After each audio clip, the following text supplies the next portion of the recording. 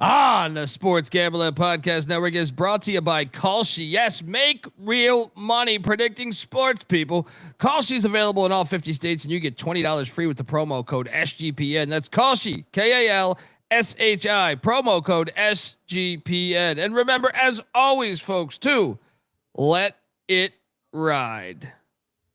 This is Mike Leach, head football coach at Mississippi State, and you're listening to SGPN. Let it ride.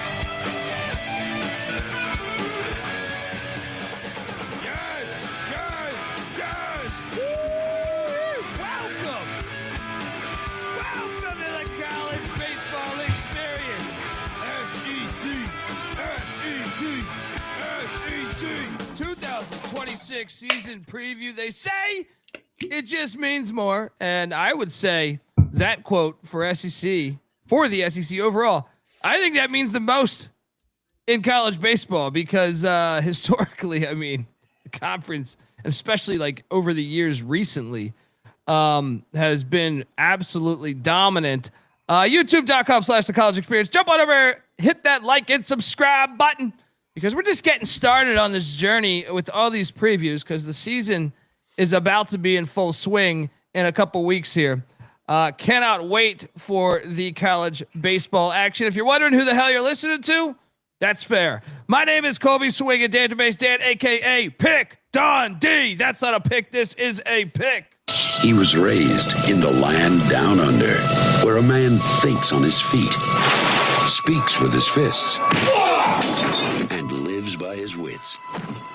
When Dundee happened, he was a superstar.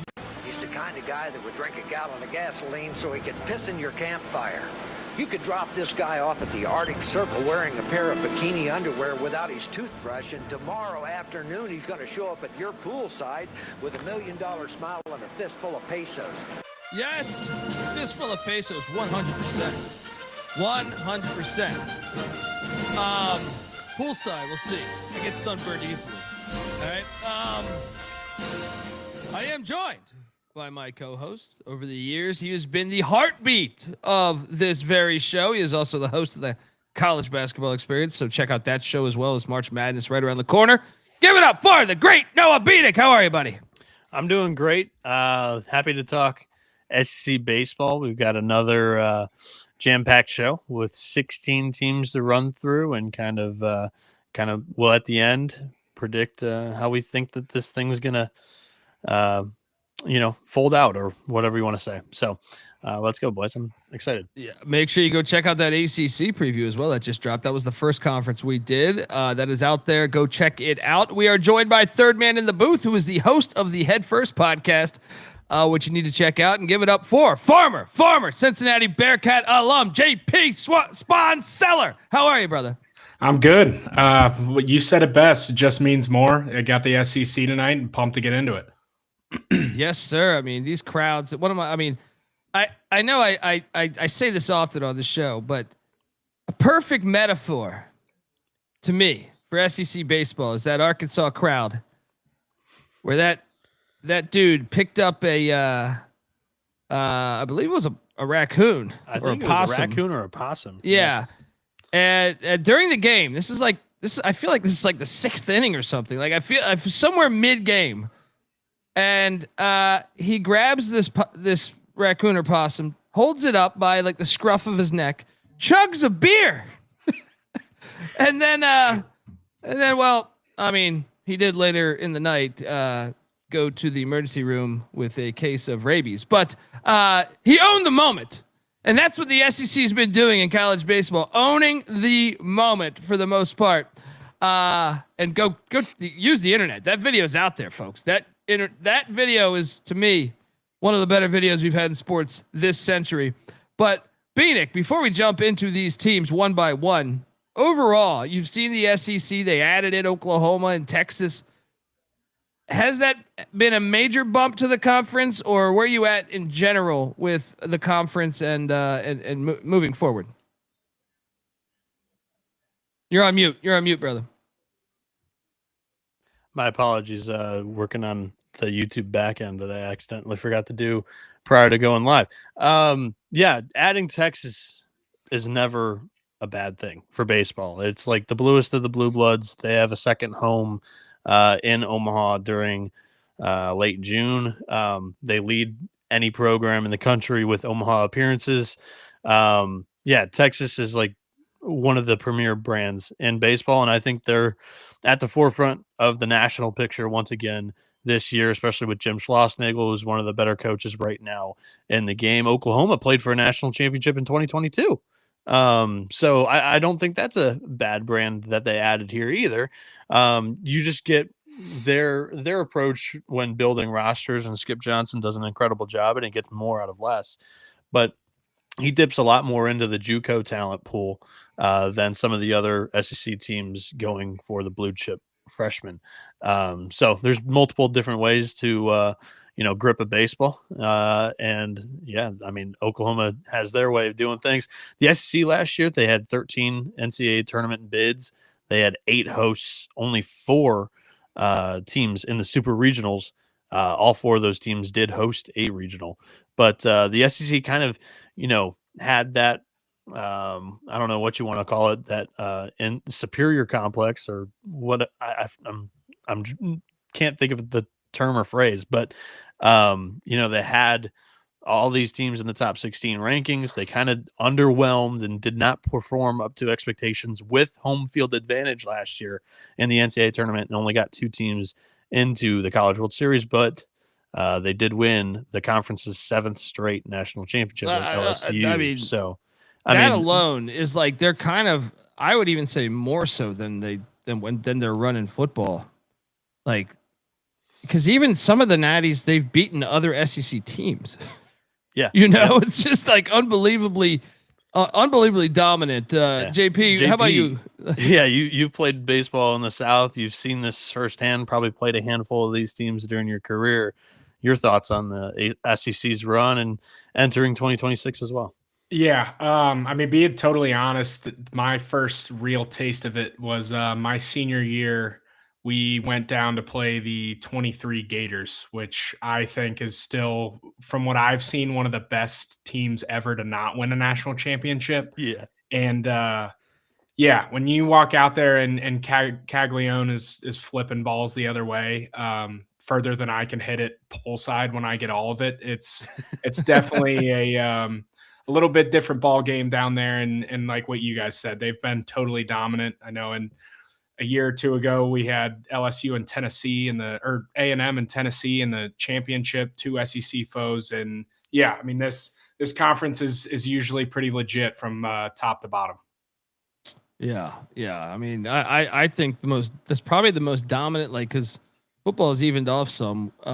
But I just feel like, man, this conference, it goes, and it's a different amount of teams too. Like what Vandy was in they didn't win it, but they were in it, right? In the championship a few years back. Mississippi State, Ole Miss, LSU multiple times. Florida, as you alluded to. Yeah, it's just been a different team, I feel like, or if not both in the championship game, it's been a different team, I feel like, almost every other year. So shout out to this conference. Let's jump into this action, boys. We're going alphabetically, in case you're wondering, and I highly recommend jumping over youtube.com/the college experience. If you're listening to it audioly, that's fine too. But if you are watching this, you get the access to the Diamond Report, which, if you have not checked out the Diamond Report, Bieniek, please help sell this awesome. Like, this thing is like the Phil Steele magazine for college baseball. I mean, they even got a blueprint of the stadium, the way the home stadiums look. So cool. I mean, it's got the schedule, it's got the rosters, returning production, everything you could really want. All and what is this? $20? Is that what it is to get it online? That is correct. And yeah, when we're kind of just flipping through these slides, it kind of sells itself in a way. What I will say is, here in the SEC, you'll see 8 teams written up by myself, and then 8 teams written up by Andrew Rydell of College Baseball Central. And then when we're giving off our rankings, we'll show the SEC like overall preview, how we thought the thing lays out together. We did a collective ranking. We gave, all conference teams for the players, and then player awards and the top storylines in the conference, in our opinion, entering the season. But yeah, I was originally supposed to write 2-page previews for every Sunbelt team, but Andrew, actually, he's a coach on the side and dipped from the project midway. So I jumped on SEC thinking I was going to write the entire thing, and then he jumped back onto the team afterwards. So we ended up teaming up, and it came out really good. But yeah, Colby, I know we did it for ACC. Storylines, I guess, before we jump into the biggest headline of the offseason was Tony Vitello, the head coach of Tennessee, taking the San Francisco Giants manager job. It's the first time we've ever seen a college head coach go directly from his position in the college ranks to the MLB. I think that's a big hit. I thought I read that the Yankees grabbed someone from Florida State in the 70s. So Mike Martin was at the Yankees and he went to Florida State. Oh, okay. So it was vice versa. I knew I read when this news hit, I felt like somebody was covering that. Yeah. I believe he was an interim with the Yankees, and then he took the Florida State job. But yeah, so Vitello dips for an MLB job, which it's unprecedented. And then also Brian O'Connor, he's a new head coach over at Mississippi State, one of the best fan bases for baseball you're going to find in the country. And he was an outstanding coach at Virginia. And then, we'll talk about, I guess, a couple of the other stuff. JP, anything that I'm leaving out? Nope. Let's fire. Well, look. So let's start things off with Gimme Vaughn. Oh, not Rick Vaughn. Rob Vaughn. Yes. Alabama Crimson Tide. Look, Rob Vaughn, I remember him with the Maryland Terrapins, my mother's alma mater. So I was repping them pretty hard. What year was it? They almost won 50 games, I felt like. Is that 3 years ago, 4 years ago? But anyway, Rob Vaughn came in to Bama after that hilarious gambling probe. But look, he's been dominating. He's gotten better each year. I mean, considering what he walked into, 33 wins in his first year, 41 last season, 41 and 18, 16 and 14. I know that was just 8th in the SEC, but overall, I think he's got them back on track where this program should be. Bieniek, I know they lose a lot of great guys here. Riley Quick, Carson Osmer, Braylon Myers, Richie Bonamolo, Cade Snell. But should the Tide be back and ready to go this year with, by the way, they get Luke Vaughn, another Vaughn back. But what do you make of the Tide? And also, what do you make of just in general the job that Rob Vaughn's doing there? I think Rob Vaughn's done a tremendous job so far through 2 years in the SEC. Yeah, I mean, we're going to say it a lot just because it's a blanket statement, but it is the most talented league in college baseball, and that's evident by the 7 straight national championships. So when you come into an Alabama program that doesn't necessarily have the program pedigree and the history and the tradition like other SEC baseball schools, that's a tough job to walk into, especially after the situation that had happened the year before. He brings back the pitching coach from that team. He finished up the 2023 season as the interim head coach, Jason Jackson, and the pitching staff's been incredible. And Rob Vaughn's offense has always hit well, going back to his Maryland days. So high on the offense, even though it brings in plenty of transfers, and that's kind of the question mark, because a lot of these guys are up transfers coming in from the mid-major ranks. And JP will touch on the offense there. The pitching staff, you get two pitchers back from the MLB draft. They thought that both of these guys had a chance to get picked, Zane Adams and Tyler Fay. Adams has been around the block a couple of years now in the SEC. Last year, he had a 6-4 record, 62 strikeouts, only 26 walks. With Tyler Fay coming back as last year, he kind of filled in as a Friday night spot starter, and he was excellent in that role. This year, he'll begin the season in that weekend rotation, and I expect him to take a little bit of a step up. Matthew Heiberger started some games in the Cape Cod League this summer, and that's probably going to be one of your front runners to earn the Sunday starter job. The other guy competing with him is a talented freshman out of Maryland, and Miles Upchurch. He's a 6'4", 215 pounder with a mid-90s fastball. It's an electric arm. And then the bullpen's got some mid-major transfers coming in. Caden Humphrey, probably their closer. Last year, he was outstanding at North Florida with 11 saves. Evan Steckmesser from Sanford comes in. He had a 3.18 ERA in 27 appearances. And then Owen Sarna was excellent at Winthrop last year, too. So there's talent on this team, no doubt. I think it's one of the more talented teams that the most talented team Rob Vaughn's had in his 3 years so far in Tuscaloosa, but it's young. And we'll talk about the position player side right now with JP. Yeah, starting with Rob Vaughn, I'm a huge Rob Vaughn fan. I'd say he's probably one of my most favorite newer coaches on the big scene, as you would describe it. Starting with the lineup here, you got to start with the shortstop, Justin LeBron. He's probably one of the front runners for this SEC Player of the Year, as well as in the conversation for Golden Spikes. Last year, he put up a huge sophomore year. He hit .316 with 18 home runs, 18 doubles, 17 stolen bases. So the dude's got potentially the best power speed combo in the game. And then kind of what Noah was talking about, there's a lot of turnover in this lineup, maybe compared to some other teams that have high expectations. So talking about the transfers coming in, 3 mid-major transfers that put up some big numbers that I think they're going to be counting on this year. Justin Osterhaus, the Purdue Fort Wayne transfer, he hit .328 with 16 home runs there. Brennan Holt, the South Alabama transfer, put up a .300 year. And then Logan Davenport from Northern Kentucky, just down south from old Cincinnati, hit at .423 with 19 doubles, 14 home runs. So I think they're definitely going to be depending on some power and production from those guys coming in. But again, what you said, Rob Vaughn, his offense will always hit. Sounds like they got some horses there in the bullpen and on the staff, and I expect this offense to maybe take a couple weeks to get going and find the pieces, but not worried at this offense producing some runs at all. Yeah, I want to address 2 narratives that are going to be talked about a lot with this Alabama team. One, everybody's going to mention the Justin LeBron struggles in the SEC last year. He came out like a house on fire in the non-conference. Through 5 weeks of the season, he was probably your Golden Spikes favorite to win the award for the basically college baseball's Heisman Trophy.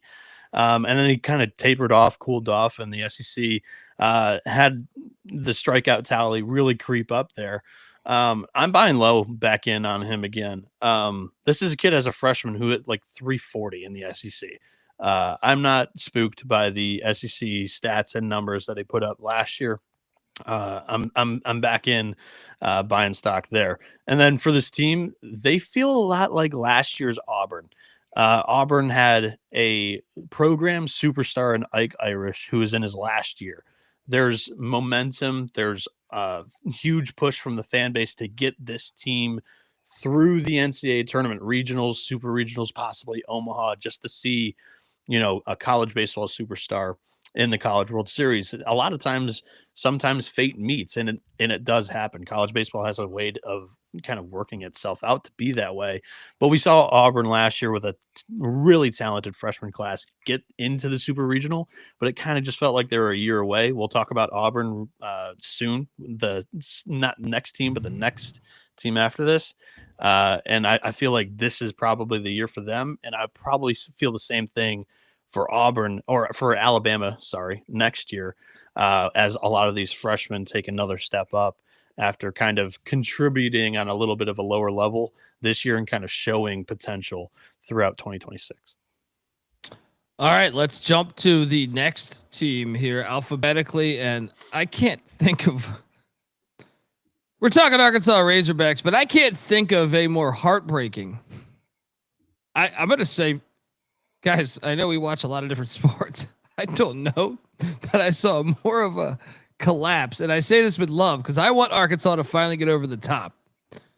But last year, oh my God, you still have to be sick to your stomach with the way things ended with the Razorbacks. I don't know that there was a worse one out there in all sports. I'm trying to think of one. Maybe basketball was there. The other one that was worse was also Arkansas in 2018. Yeah. I mean, good God, man. It's been tough as a Razorback fan. With Dave Van Horn entering his 23rd season. It wasn't that long ago that he came over from Nebraska? No, it was 23 years ago. 933 wins for Coach Van Horn there.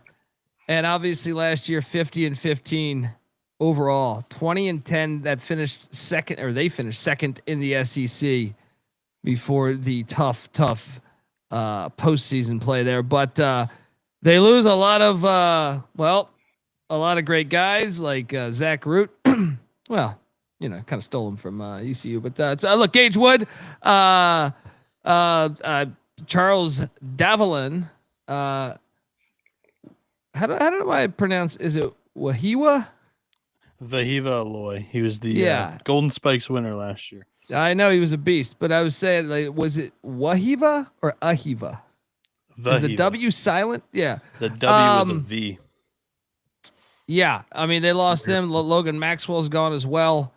And a few others left this team as well from a year ago. Bieniek, can they reload, and could this be the year? Sometimes, we've said this a lot on some of our other feeds. Sometimes the year after the year, perhaps is the year. Could this be the year for Razorback Nation? Yeah, you talked about it. The way the last year's season ended for Arkansas was absolutely brutal. Unfortunately, JP and I were both in the building for that. Never quite. I've of course seen the 2018 thing on TV. JP, have you ever experienced that in person? A loss like that, or no? Yeah. Okay. I've experienced a couple bad late losses, but never in that sort of fashion. Dude, I mean, the left fielder slipping and the ball going off his shoulder and bouncing in the left field corner, and you get 2 runs off of it to win the game is. And wasn't brutal. There an error earlier in the inning too? Yeah, that's what, the shortstop passed up on a double play ball, and then the first base or the second baseman threw the ball away from the first baseman. So it's like. Just kind of like snowballed, and it was a house of cards that just fell in the 9th inning there. But the storyline here, before we even jump into the team, the schedule is there visible on the right hand side of the page here on YouTube.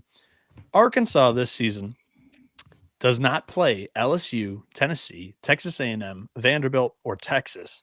That is last year's national championship team. That is the 2024 national champion and runner-up, both Tennessee, Texas A&M.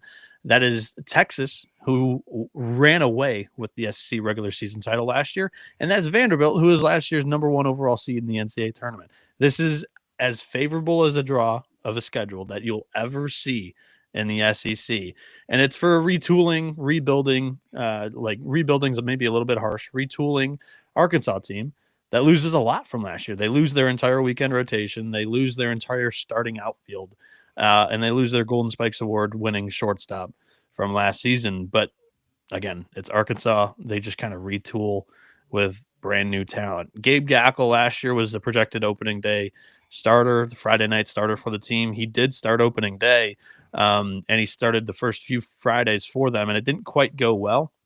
Jumped into the bullpen, and he was the ace that everybody thought him to be. But this year, he's going to have to be the Friday night starter, and it's very similar to how Hagen Smith and his career arc was with Arkansas a couple of years ago. So I think that he's going to be able to step into the weekend rotation. He's got 3+ off-speed pitches that all get swing and miss with an electric fastball. Cole Gibbler is a lefty last year who was shut down out of the pen, pitched for Team USA in the summer against Japan for the collegiate national team. He's a very solid lefty that I think will jump into the rotation no problem.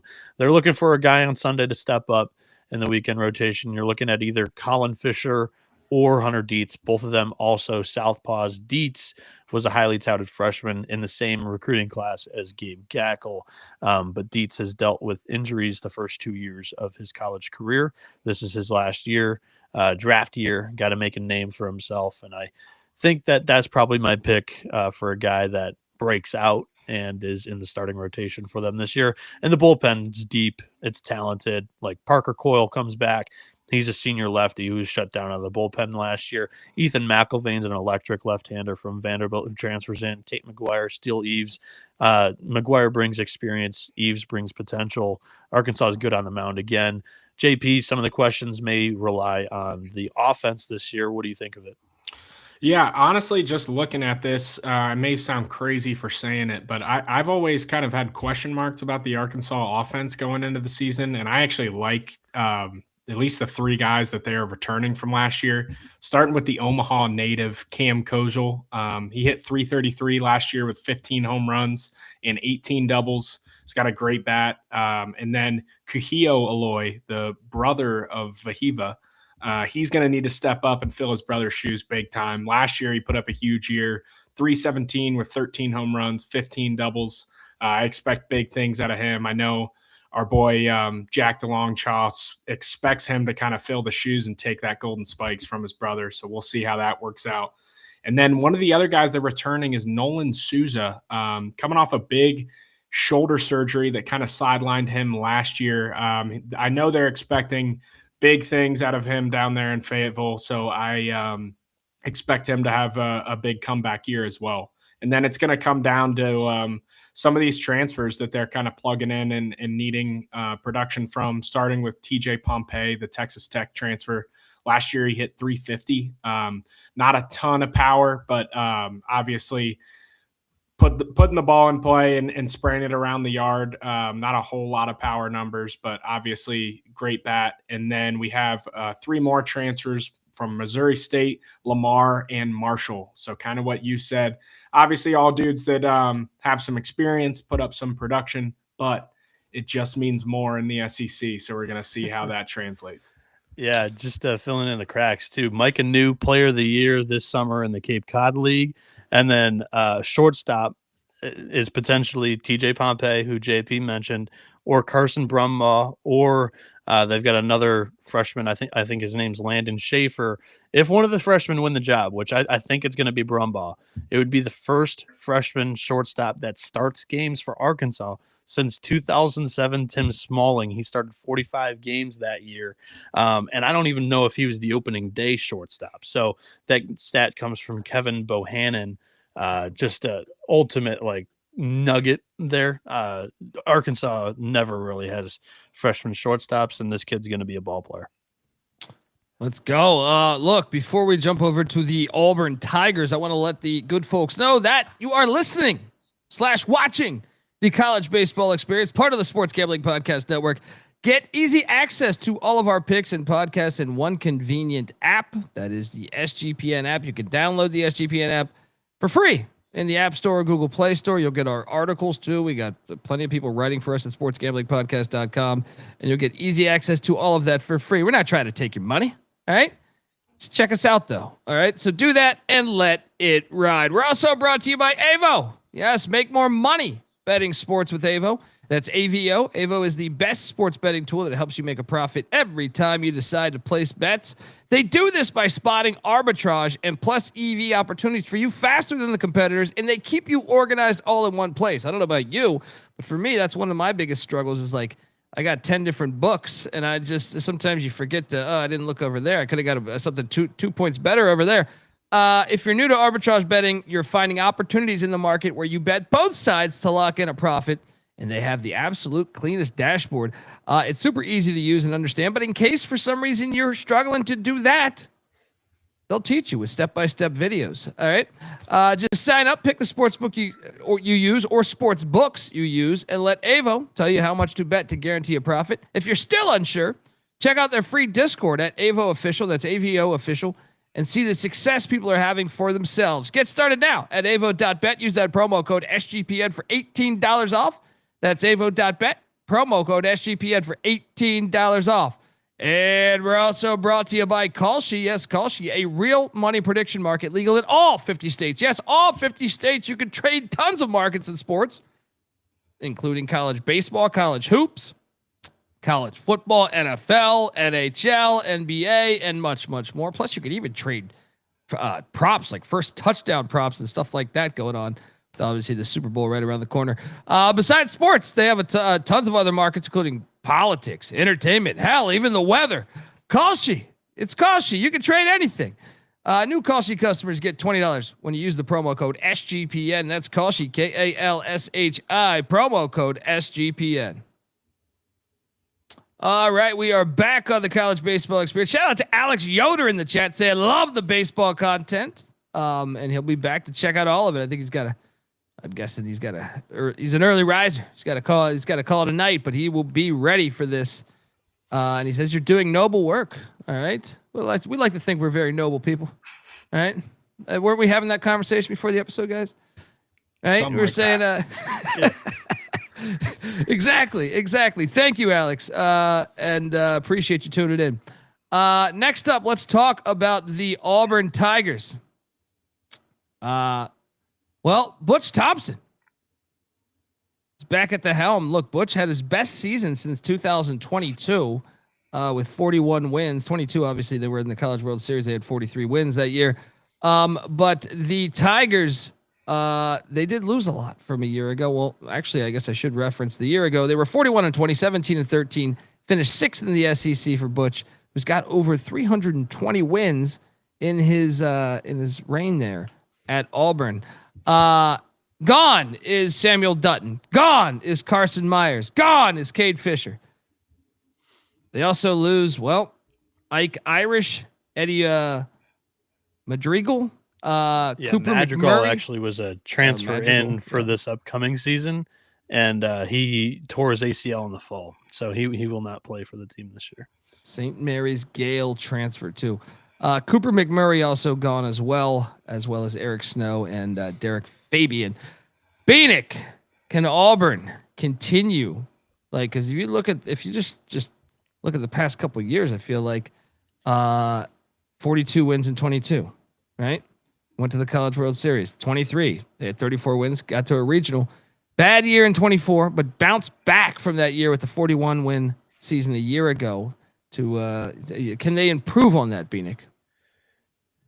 Yes, I think they can, and that's a high bar. But I mean, Butch Thompson's been an incredible. He's done an incredible job at Auburn, and he's taken the Tigers to Omaha a couple of times. And I think every time that he goes to Omaha, it's usually a year or two in between the trips. Last trip in 2022, and he's due.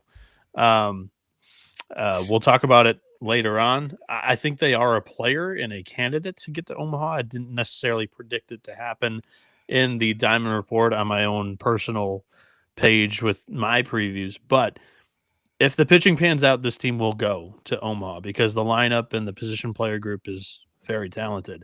On the mound, two returning guys that started games last year for them were Christian Chatterton and Andreas Alvarez. You talked about it. They lose Sam Dutton. They lose their stopper in Carson Myers, and they lose Cade Fisher, who's kind of a bulk inning guy. But Chatterton last year as a freshman had a 4.47 ERA in 52 innings. He had 60 strikeouts, only 18 walks.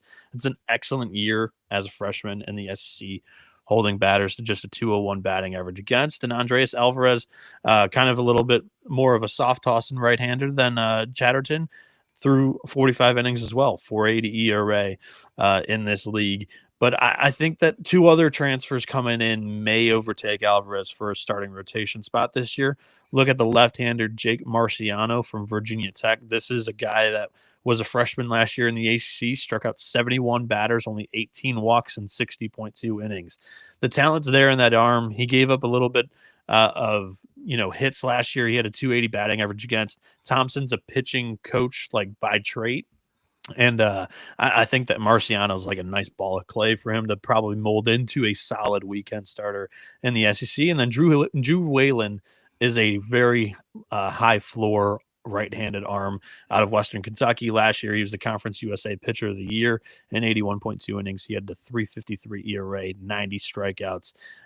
Griffin Graves is a left-hander that they're really high on. They think that he could compete for starts this year. Ryan Hetzler is the returning reliever that will probably be their closer.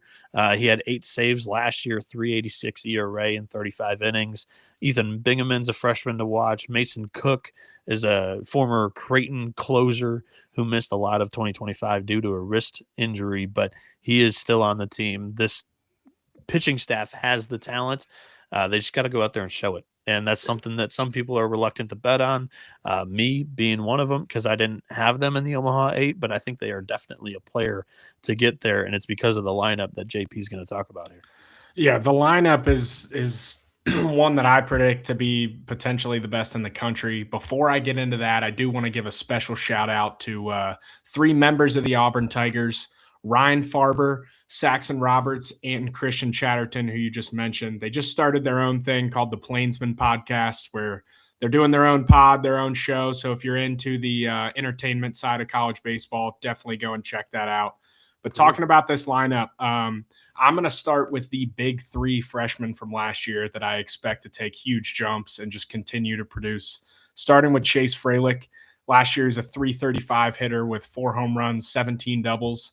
Chris Rembert, the second baseman, who I think could be one of the best second basemen in the country this year, hit 344 with 10 home runs, 14 doubles last year. And then Damarian, they call him Bub Terrell, the big sophomore, hit 300 last year, 5 home runs, 17 doubles. I expect his power to kind of uptick this year as he grows into his body a little bit more in the sophomore year. I think he could definitely easily be a 10 to 15 homer guy this year. And then I kind of asked those guys when I had them on, I said, who's the one Auburn Tiger that no one knows about yet who's really going to pop off? And they all said the UAB transfer, Todd Clay. The senior's coming in last year at UAB. He hit 361 with 7 home runs and 13 doubles. But I know they have some high expectations. It sounds like he had a really good fall. And there's a numerous amount of other guys that are returning to this lineup that I could talk about, but I will go ahead and just stop there. Yeah, the one weakness I think in that player profile for Todd Clay is I've heard rumors that he's not good at Clash Royale.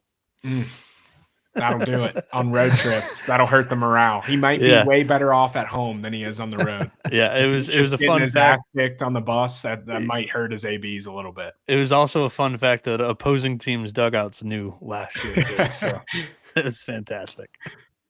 Next up, let's hop on over to the Florida Gators, which I mean, obviously they were. I felt like last season or over the course of the season, they were in the news a lot, I would say. Kevin O'Sullivan, young Sullivan, some with him, some against him. 17th season, 756 wins in his reign there in Gainesville. They were 15-15 within the SEC, tying for 10th, 39-22 overall. And they took some hits this past year. Jack Clemente gone. Pierce Capola gone, Alex Philpott gone, Frank Menendez gone, Carson Monts. How do I say this guy's name again? Montstecoa? Is that it? But Bobby Bozer gone, Ty Evans gone, Colby Shelton, obviously big name there. Brody Dene gone, Luke Heyman, all gone for the Gators.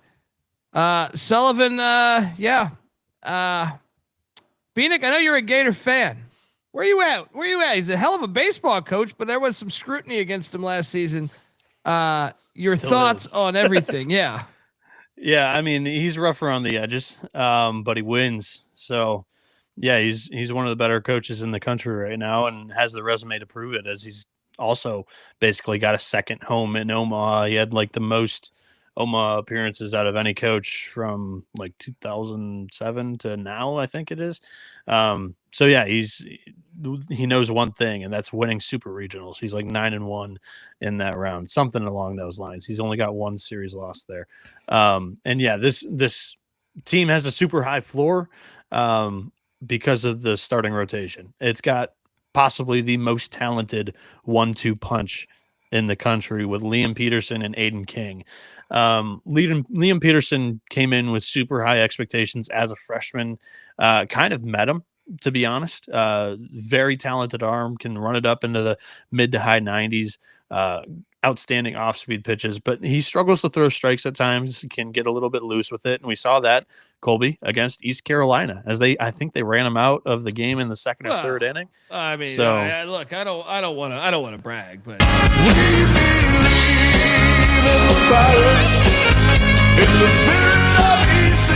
I don't do it on an SEC show, Dundee. Don't do it. You can still look. I know you guys added Texas and Oklahoma, but next time go for a real juggernaut in East Carolina. Anyway, Bieniek, continue, right? yeah, Peterson, he's just a high octane arm that there's stuff to dream about. Like he's got a big MLB ace frame. And I mean, he had 96 strikeouts and 69.1 innings. Enough said there in the SEC. Aiden King last year as a freshman possibly threw even better than Liam Peterson was as a freshman 2 years ago. Last year, Aiden King in 73.1 innings. He had a 258 ERA, 79 strikeouts, only 23 walks, and a 110 whip. This kid was excellent. He threw strikes, had plus stuff. And shut down lineups early in SEC play, just kind of as he filled in when the pitching staff kind of struggled with some injuries and they needed some guys to step up, and he definitely did. They dip into the transfer portal to kind of try to fill in the Sunday starter role. However, I think Luke McNeely may end up coming out with this job. There's been really nice buzz in the fall and so far as the practices have began in January here. He's another really live arm. Last year as a bullpen arm mainly, he had 28 appearances, a 4.82 ERA, 72 strikeouts, and 52.1 innings. They really live up to the Gators' power pitching staffs that they've just established their brand off of for many years now. The two transfers that I was talking about, Cooper Walls out of Hawaii. He was the Big West freshman pitcher of the year. He's been dealing with a little bit of an injury in the fall and lingering into this early spring practice window. And then Russell Sandifer was a UCF transfer. He was very solid in the Big 12 last year as a sophomore. He made 18 appearances, had a 338 ERA and 50.2 innings there. I think that he'll transfer into either being a midweek guy or Sunday starter. All right. I think he'll be all right in the SEC, or he'll be a really good midweek guy for the Gators. They're kind of figuring out some roles in the bullpen, but there are a couple of, arms with a lot of potential. That's just how Florida pitching is. I'm quite excited for the pitching staff this year. The lineup lacks a little bit of depth, in my opinion, and JP can talk about the stars here and what there is to expect for the upcoming season for the Gators. Yeah, first off, I feel like I'm higher on this Florida team than most are, and I feel like one of those reasons is because people are not talking about them. And from my experience in the past few years, anytime people are sleeping on Kevin O'Sullivan and the Gators in Gainesville, they come out hot and have a fantastic year. So I'm definitely, especially after kind of a down year, right? Like we're 4 weeks into SEC play thinking like, when are they going to turn it around? They never truly did. So I'm definitely expecting a bounce back season. Talking about the lineup, I think the guys that they're bringing back that are big, the third baseman, Brendan Lawson, he's coming off a 317 freshman year with 10 home runs, 14 doubles.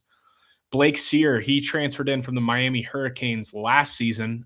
He hit 254 with 9 home runs, 9 doubles in his sophomore season. I feel like there's more in that bat, and I feel like we could definitely see a lot bigger season at the plate from Blake in 26. And then one guy I want to talk about is Cade Kurland. He was hurt almost all of last year. I actually got to play against Cade with his freshman year, and definitely just one of the most polished freshman hitters, players all around that I saw in his like 4th game ever. So I'm super high on Kurland. I definitely expect him to kind of have a bounce back, comeback year and put up some numbers. And then the transfers that they're bringing in to help him out a little bit. They got the TCU transfer, Carson Bowen, the catcher. He hit 333 last season, 4 doubles, 11 home runs. And then the Ole Miss transfer, Ethan Surwick, he was a Northwoods League MVP. So got to go play elsewhere and get some experience. And I have a feeling they're going to be expecting him to come in and make an impact right away. But yeah, I'm super high on the Gators and pumped to watch them this year. Yeah, Colby kind of elbows in with the East Carolina stuff. I'll elbow in with some Point Park propaganda. Shortstop transfer from Columbia, Sam Miller. His pops went to Point Park. So shout out to Sam Miller. Expected shortstop for the Gators this year. And then Kyle Jones is a guy that I was really high on out of Stetson last year. He's a really athletic center fielder who got hurt like the second or third week of the year, and he was out for the rest of the season. And I think that he could play a big factor in this upcoming season too for Florida. So, yep. There we go. Shout out to Point Park. Look, folks, before we get to the next team, the Georgia Bulldogs, want to let you know the college baseball experience is brought to you by Underdog Fantasy. Yes, Underdog is your home for pick'em entries where you can win up to 5,000 times the amount of money you enter. And Underdog is bringing the playoff magic to the NFL playoffs, all playoffs long.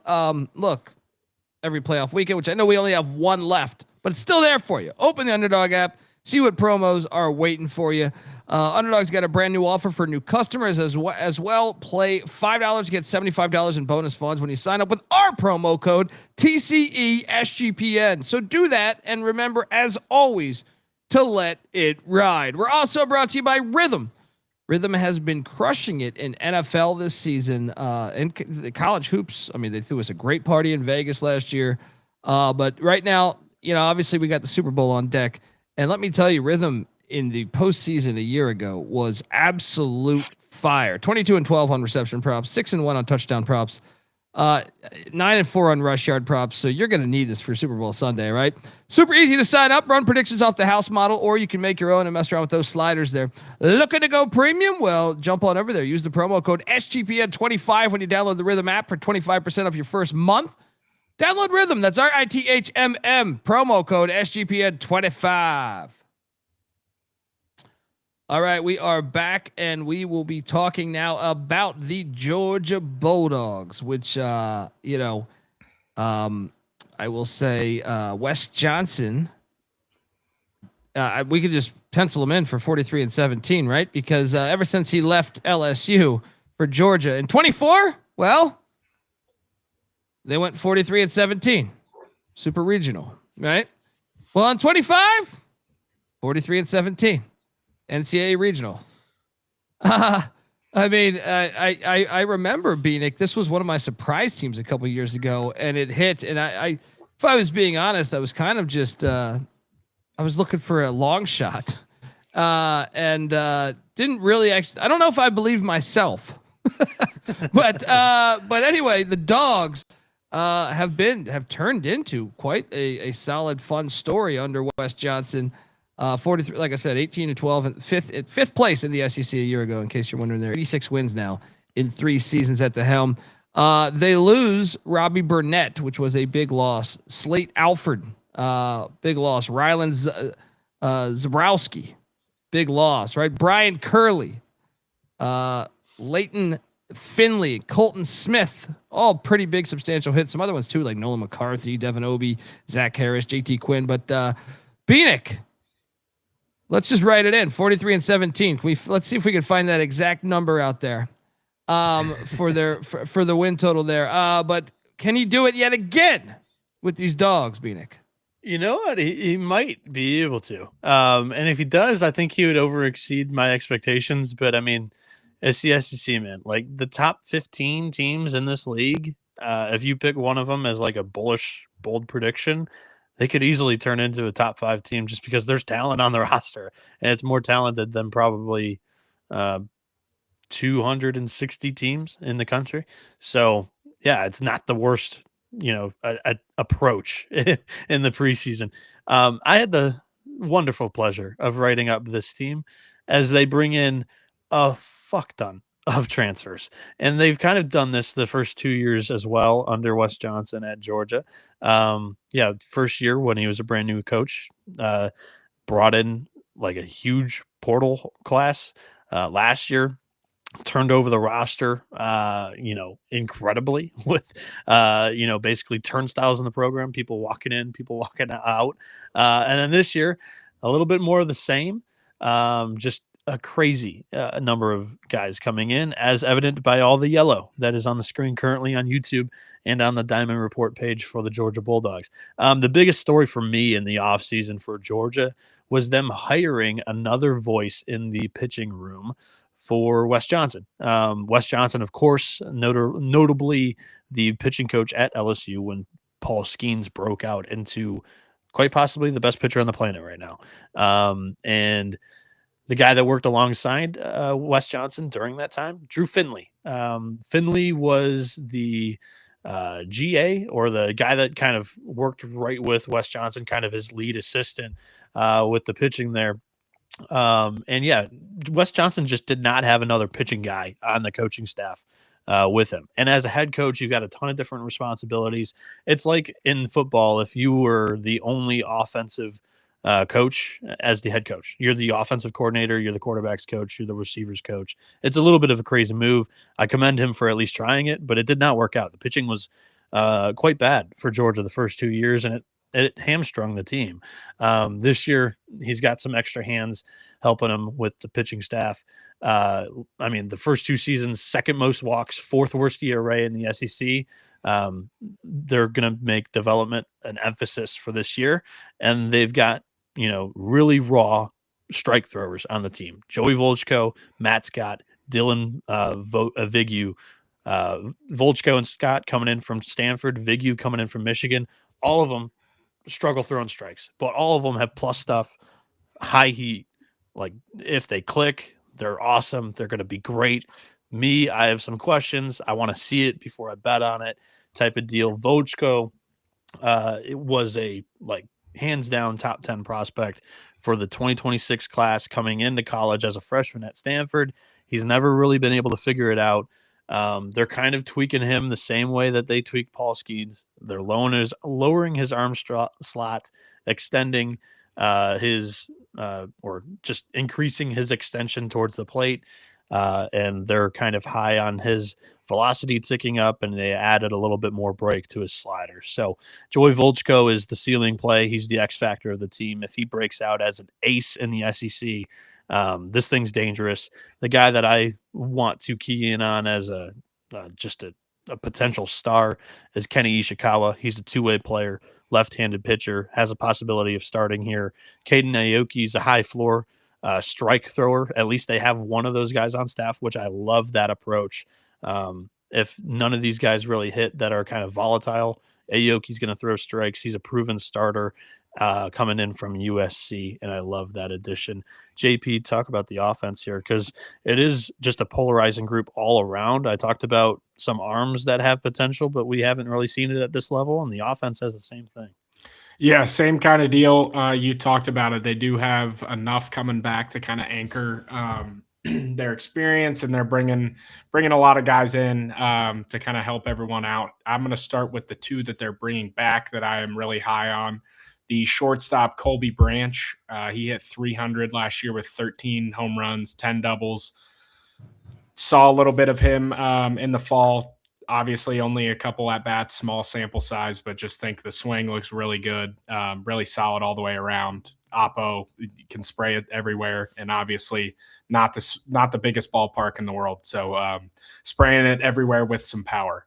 And then the other guy is Trey Phelps. He was a guy who was a sophomore eligible draft pick last year. I mean this respectfully to Trey. I feel like he had a sophomore slump last season and hit 318 with 10 homers and 14 doubles. So he definitely is. It's in the cards for him to kind of have a monster junior year here, as hopefully the nerves and stress are a little bit off his back.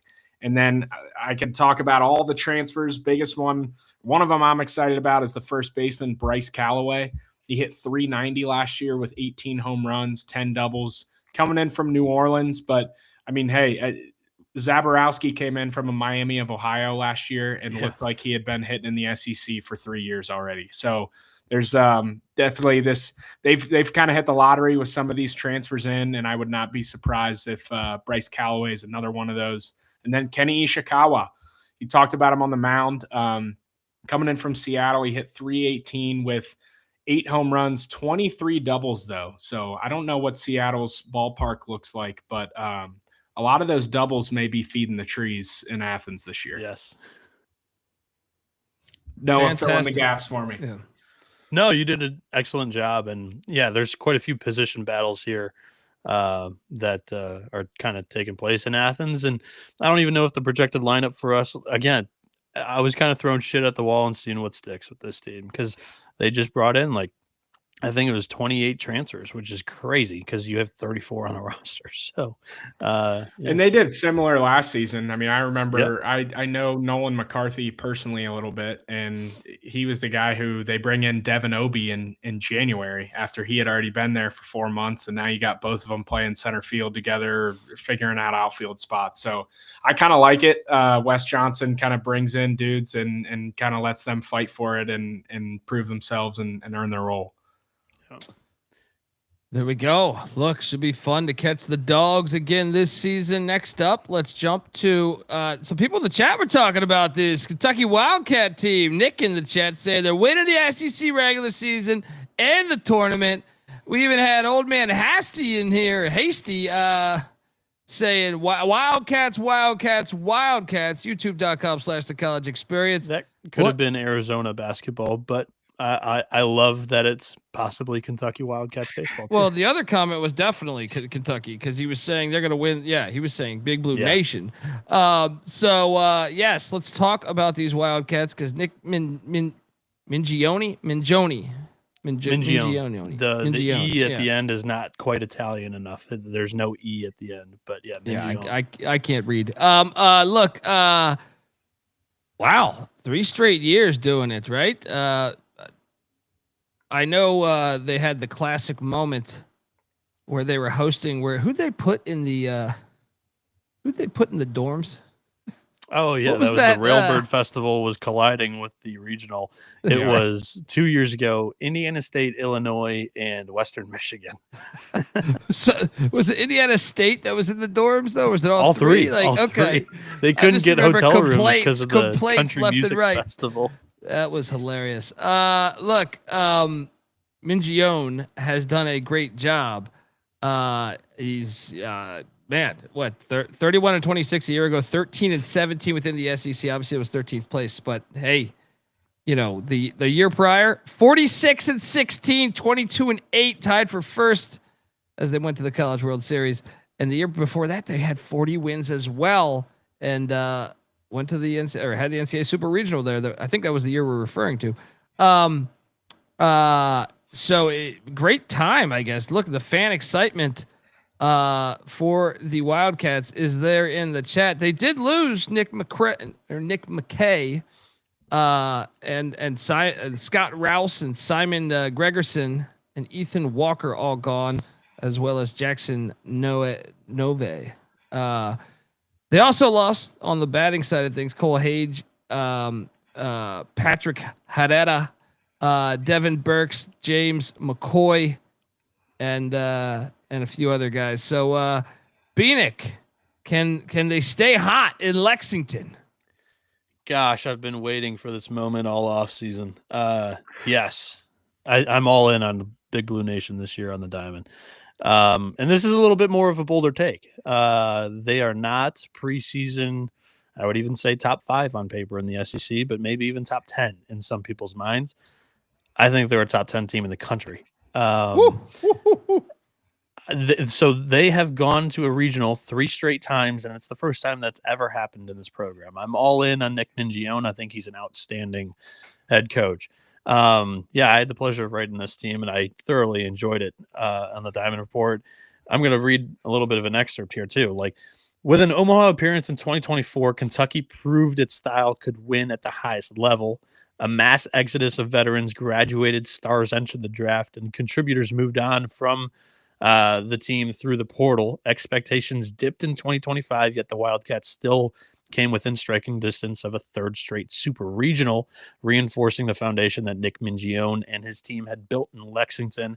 This offseason, Kentucky responded by bringing in 64 Analytics, 8th-ranked transfer portal class to support a returning core that logged 994 plate appearances and 178 innings pitched last season. So they already had a super high floor and foundation from last year's regional team that was 2 innings away from a super regional appearance and so many innings pitched. They bring in a very talented transfer portal class that kind of fits the identity of this team. They're a team that's looking to create havoc on the base paths and throw strikes, play great defense. Well, they've got strike throwers on this team, and they've got tremendous defense. In the infield, they have 3 shortstops at second base, shortstop, and third base currently. Luke Lawrence was the former shortstop at Illinois State. Tyler Bell, we'll talk about it with JP. I'm kind of stealing his thunder here, but he's one of the best shortstops in the country. And then Tyler Cerny was a shortstop at Indiana. All 3 of them in the Kentucky infield this year, and they'll be able to scoop up plenty of grounders that the strike throwing kind of pitchability pitching staff will create for them in the SEC. I think that this weekend rotation is better than it was in 2024 when they went to the College World Series. Ben Cleaver is a wicked lefty, kind of a slim body, weird at bat. Yeah, that's his nickname. Reaper. Yep. 92 strikeouts, 83 innings. He was top 3 in the SEC in strikeouts last year with a 3.36 ERA. Nate Harris filled in as a Friday night starter as a freshman last year for Kentucky. I'm high on him taking another step. He had a 4.25 ERA in 59 innings. Jackson Jelkin is a super talented right-handed arm, can run it up into the high 90s from a 3/4 arm slot. Another super weird angle to face, but he's an experienced arm who throws strikes from that weird arm slot, and he's kind of a high-voltage arm at that. And then you bring in Jack Bennett, who's a high-floor arm from Western Kentucky. You just throw strikes, man. He had a 3.90 ERA, was one of the better pitchers, or 3.13 ERA, was one of the better pitchers for that Western Kentucky squad that had a top 5 team ERA last year, and he was the Friday night starter for the Hilltoppers there. The bullpen kind of has some transfers that need to kind of iron out some roles here. If I was to staple or plant my flag on one, it would be Ira Austin from New Orleans. Last year, he had 49 strikeouts, 20 walks, a 3.13 ERA, and 63.1 innings. I just read off Bennett's line. For New Orleans, he had a 3.90 ERA and 30 innings pitched. And was one of their top used relievers out of the bullpen. I think that he'll be able to transfer in quite all right in the SEC this year. JP, what do you think about the offense and Kentucky as a whole? Yeah, I mean, just starting with the offense, no, I think you would agree. They kind of play a totally different style of baseball than majority of the SEC. I don't know what the dimensions are, but I know their park plays as big as anyone's in the SEC. And everyone got to see it on the big scale in 24 with their ability to just play team baseball and move guys around and just produce runs when they needed it. But let's start with Tyler Bell, who he will be – I know he's already up pretty high on boards for next year's draft. For his freshman year, he hit 296 with 10 home runs, 17 doubles. He will be their shortstop. Great defensive player too. Would not be shocked if he stays at the top of those draft boards for next year. And then you mentioned Luke Lawrence, the Illinois State transfer, hit 306 with 4 home runs, 10 doubles last year for them. Another guy they're returning is the outfielder Ryan Schwartz, put up a 3.17 year with 1 home run, 4 doubles. And then, they got a couple other transfers coming in. One guy I got to shout out. I know they have a big-time freshman coming in, Owen Jenkins, big-time recruit. But the catcher that they brought in from the Elon Phoenix, Alex Duffy, one of my good friends, I actually hosted him on his official visit to Elon. Awesome. So made sure he had a really good time that weekend. He hit 344 for the Phoenix last year, 4 home runs, 13 doubles. But just from seeing him play a little bit, he will fit into this offense perfectly just with his ability to put the ball in play, bunt, run a little bit, just do everything that Nick Mingione wants to see in the lineup. And I think when I'm reading off home run numbers and power numbers, nothing's really cracking off the page for you, but it didn't in 24 either. And you just watch this. If they got the right pieces and put everything together, this offense and this team as a unit is always scary. Yeah, you talked about the big park here, Kentucky Proud Park. The dimensions down there in the bottom right of the Diamond Report is one of the bigger in the SEC, and it's just as big as Omaha, basically. So I think the style of play at their home park translates into Omaha super well. It's my favorite bet of the preseason. Kentucky was 75 to 1 to win the national championship 2 weeks ago. It shortened up to 50 to 1. And then I gave it out on a podcast. It's now down to 45 to 1. And we gave it out on the Diamond Report that came out on Friday. And I'm being told it is as low as 35 to 1 on some platforms. So the national championship price continues to decrease. I still think there's plenty of value on it. As I said, I think they're a top 10 team in the preseason here. If you're still looking for value, I know that the Omaha price quite hasn't dipped as much on DraftKings. It is plus 650. I have currently both of those in the portfolio and highly recommend. So much to take away from this one, as he said he hosted Alex Duffy and we had a great time. Look, I'm just trying to look into that, but I think what he means, if I had to guess, was the only thing on my mind, Gene, was pussy. just an idea. And then, I mean, they're already one of my favorite teams because they have Ryan Schwartz on the team. So, you know. And may the Schwartz be with you. What a world. What a world is correct. And now let's jump over to the next team because, well, you know, they're known to be all right. They're known to be all right, just a little bit here, and we're referring to Jay Johnson's LSU Tigers. Now, I have not seen any video of Lane Kiffin holding hands with Jay Johnson as they enter the ballpark, but look, LSU, and I mean, obviously, the program is, but there's a reason why the guy makes like $3.1 million a year coaching ball. College coach now. Yeah, I mean, since Tony left. I remember when he was at Arizona. And he was just killing it with the Wildcats. How do they let him leave? They should have just backed up everything they had and just thrown it at him. But look, Jay Johnson, he's entering year 5 in Baton Rouge, 190 wins. I guess that's supposedly good, right? Two championships, only two. Only 2. Last year they went 53-15. They didn't get to that 54 win mark that they did in 23.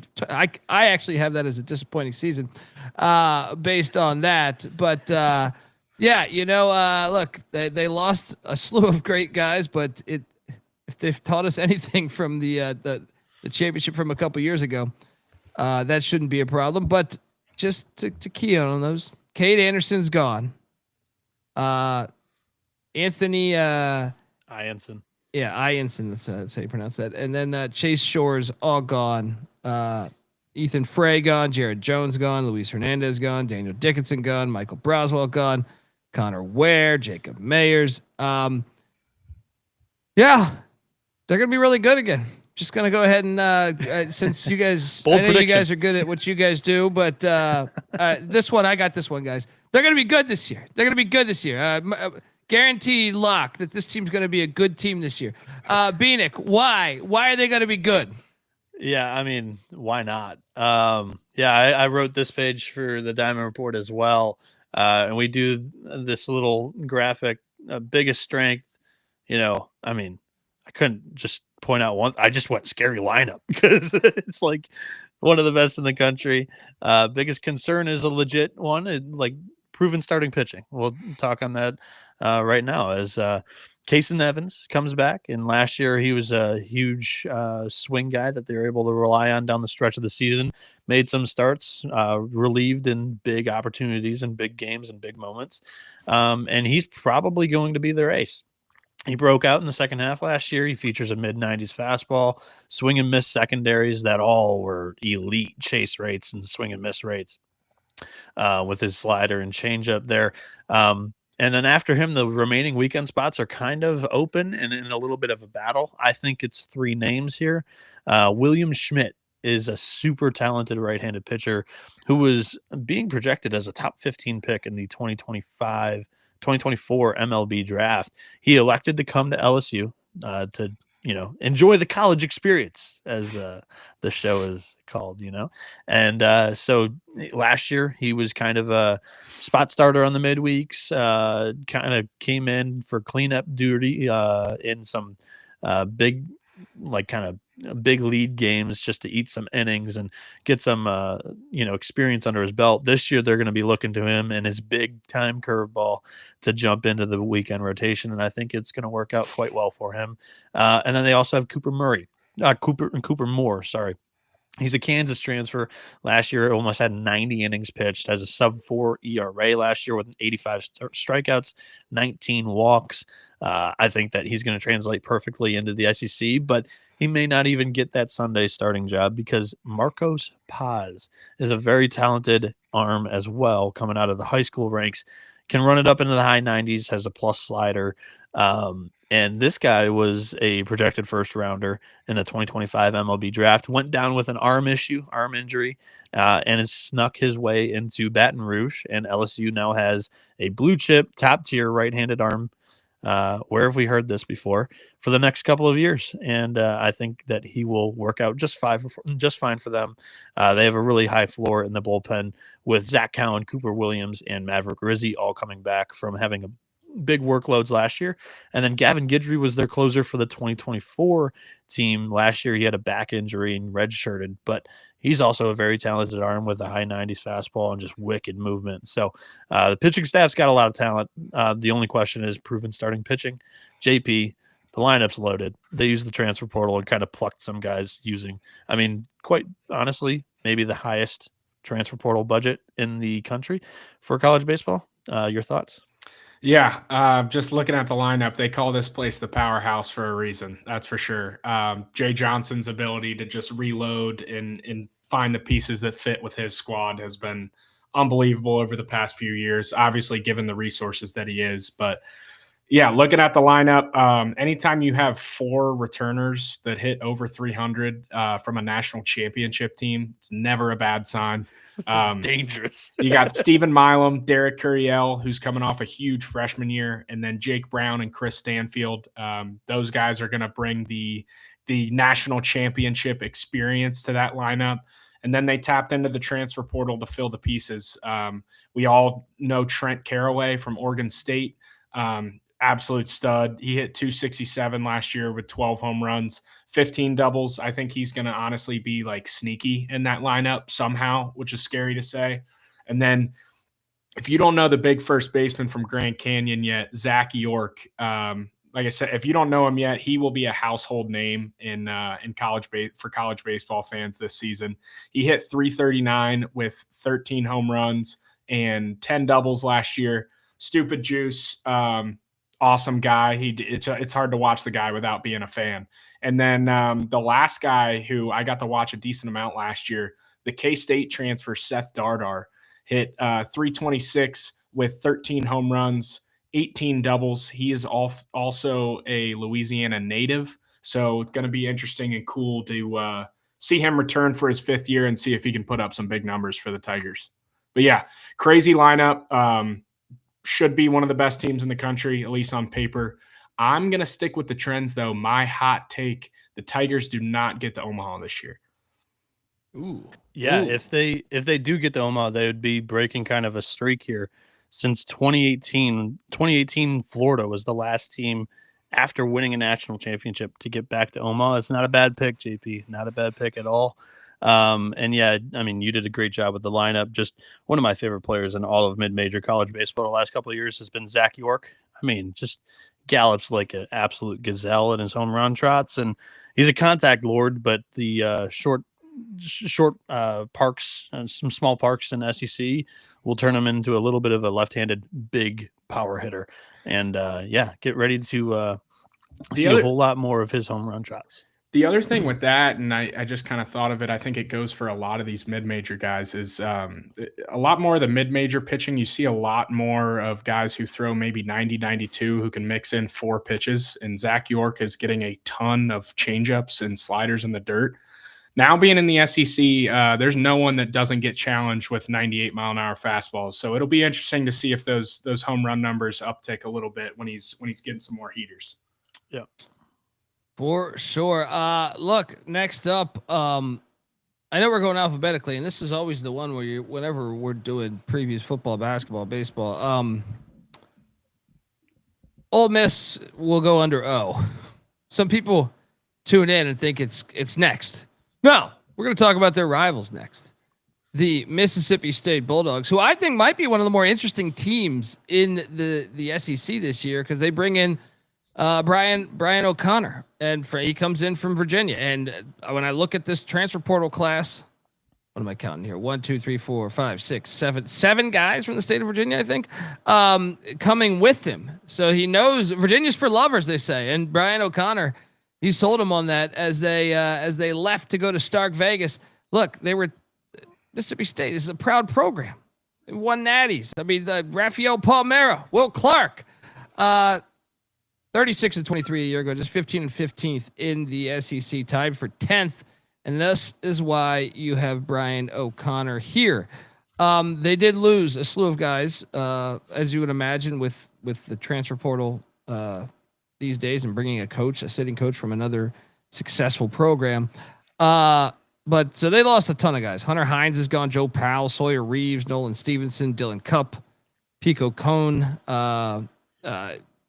Carson Lagon, Evan Syrie, just a slew of guys gone, as you would imagine. But I'm fascinated by this team, probably more so than others, just because of the new blood.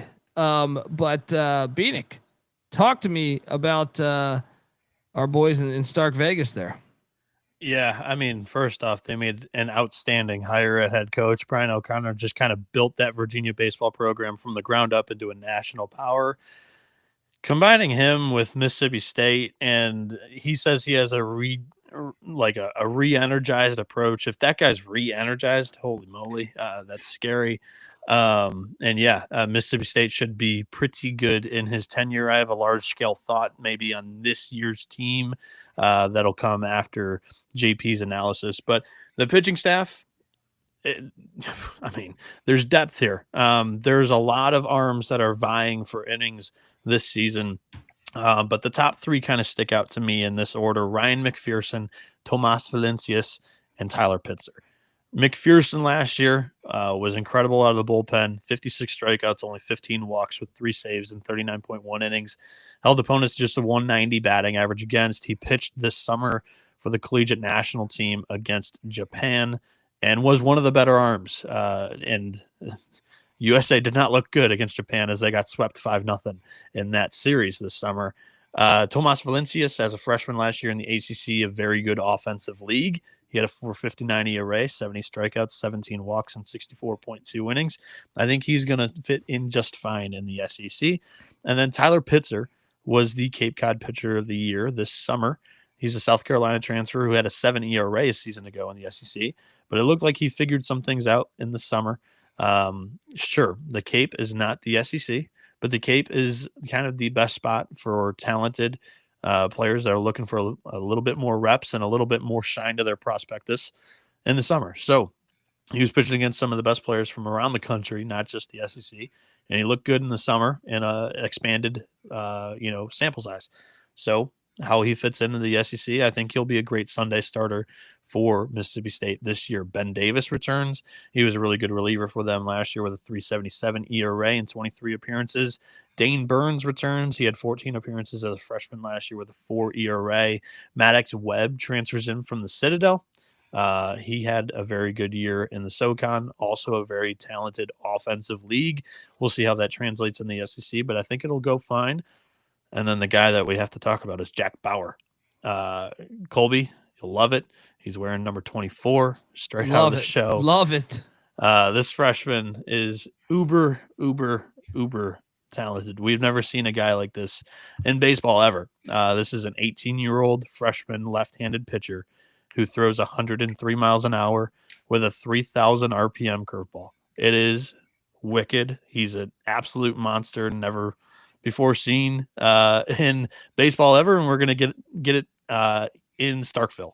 Quite honestly, like the biggest and best fan base and stadium and everything, and he'll be there for 2 to 3 years. An absolute absolutely shine, and I'm really excited to see how well it works in year one, because there's a reason why he snuck through the draft and landed at Mississippi State. Some, whether it be scouts, front office people, question a little bit of the strike throwing.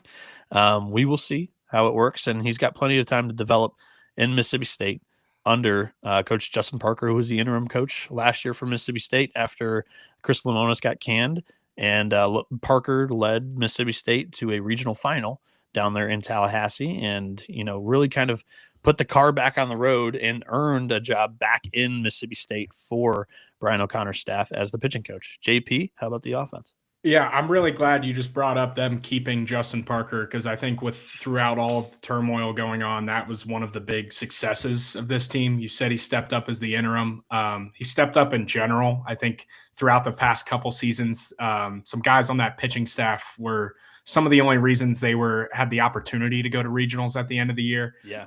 But yeah, let's start with Dudy Noble Field. I got the chance to go there last year. My favorite place to watch a baseball game on earth, officially, better than Omaha. It's the coolest thing ever. I had Joe Theismann, the old Redskins quarterback, on on our show for football, and he was just I think we did the show like NFL draft wise, somewhere around then, and he had just came back, and he was telling us the same thing.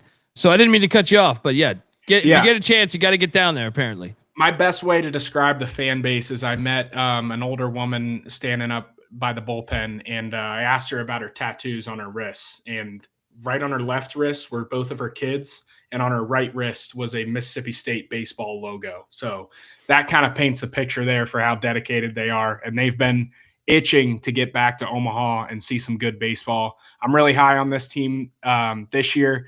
I'm going to talk about, surprisingly enough, not the transfers, the guys that they were able to keep in Stark Vegas. Start with Ace Reese. He's my pick for SEC Player of the Year, coming off a monster season. He transferred from Houston a season ago, hit .352 with 21 home runs, 18 doubles, really just did it all at the plate and continued to get better as they got deeper into SEC play.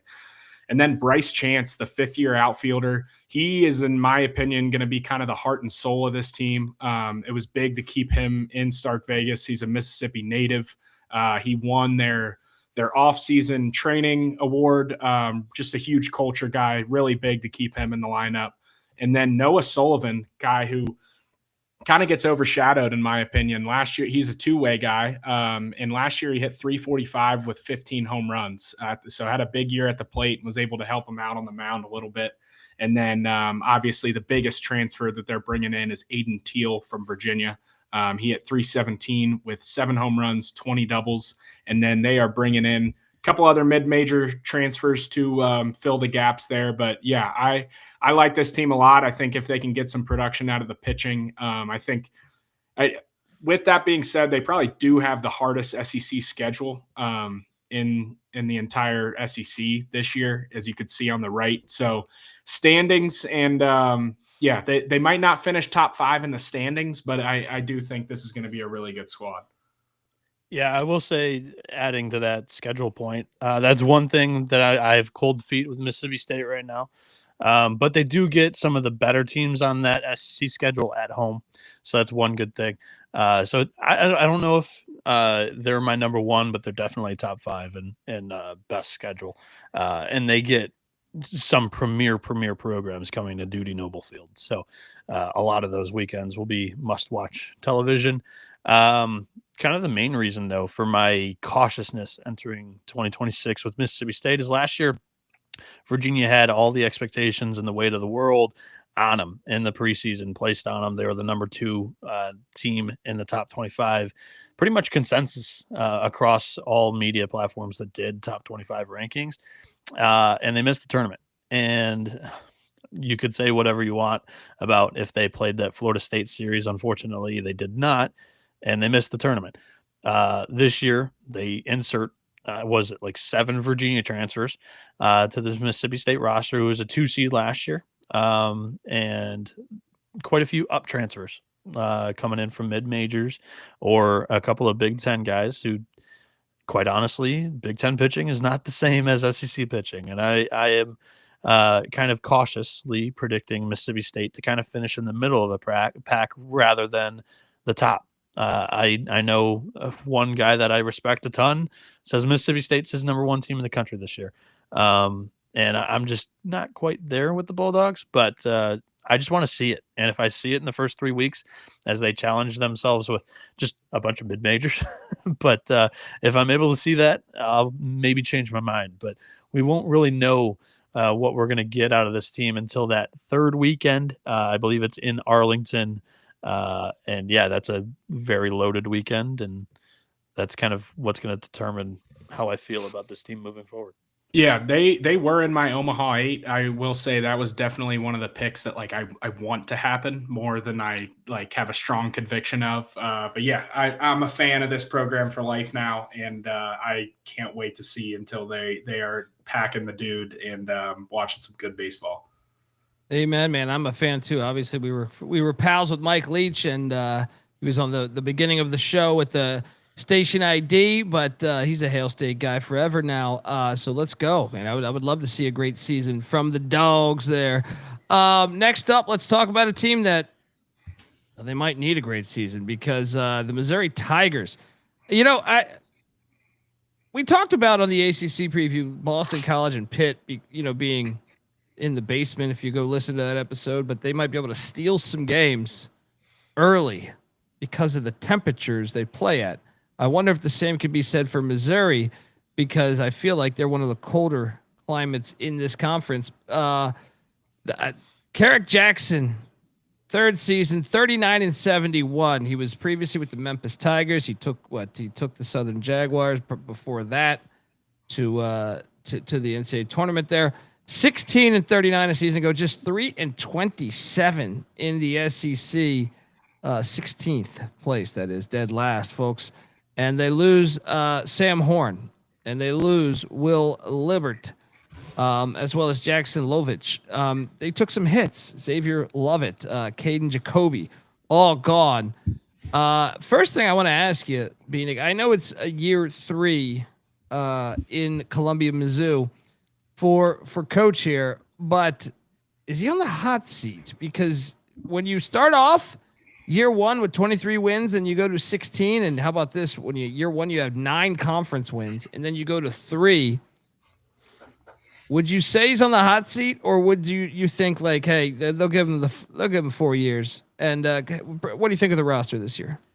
Yeah, he's one of their own. He's from the area. I don't know if they'll cut loose now, especially. I don't even know. I'm on record saying this before. I don't even know if he really even deserved the job to begin with. 2 really good years in the SWAC and then a couple of mediocre ones in the American, supplemented by an MLB draft league stint. I don't know how that turned into an SEC job, but I give him a lot of credit. JP, any thoughts before we go into the roster here? I mean, yeah, I think this is similar. This is probably the toughest job to walk into in the SEC. Yeah. I know people say that SEC, you have the resources, you should be able to recruit, but at a certain point, I mean, when you're recruiting guys, it's an easier sell to go win the Big 12 or the ACC than to come into the SEC and get shit on all year. So I think that's kind of where their troubles come into play, just as far as getting guys in there. And I think it's going to be that way until they have a winning season or two or appear in the tournament. April 7th and April 15th, they will lose one of those to Missouri State. So I was just Missouri about to State's ask, though, flat out just as good, if not better. Mm-hmm. Oh, well, I was curious, just, like I said, I guess we didn't answer that, is like, do you give them as from the gambling side of things, just like we said with Pitt or BC, could they be a sneaky game, all the way up until, because of the temperatures? I feel like this and what, Oklahoma, maybe Kentucky, got to be some of the colder temperatures in the conference, right? Yeah, no doubt. I'll put it this way. I'd go with a cold under before I go with a cold Missouri money line. I gotcha. Bieniek, what were you going to say, brother? This, by the way, I wanted to pull up the score from last year. This is a Missouri program that lost 11-0 in 7 innings to Missouri State last year. Just Missouri State's a better baseball program, bar none. Yeah. So how do we transition from that? What was the The question that roster. you I was asked? gonna say no. I was just curious. Do you think they'd be able to steal some games? Oh yeah. Because of the Yeah. The temperatures, cold. but then also the The roster. cold Yeah. definitely plays a factor in it. 2 years ago, not last year, but the year before, in April, Florida went up there and got swept. So Florida, one of the more talented programs year in and year out in the SEC, got swept by Missouri. They're always going to have value. You can talk to yourself and say, oh, plus 450 on Missouri to win a baseball game. There's value there, but half the time it's kind of a sucker bet, as you could see by the 3-27 conference record that they had last year. So, yeah.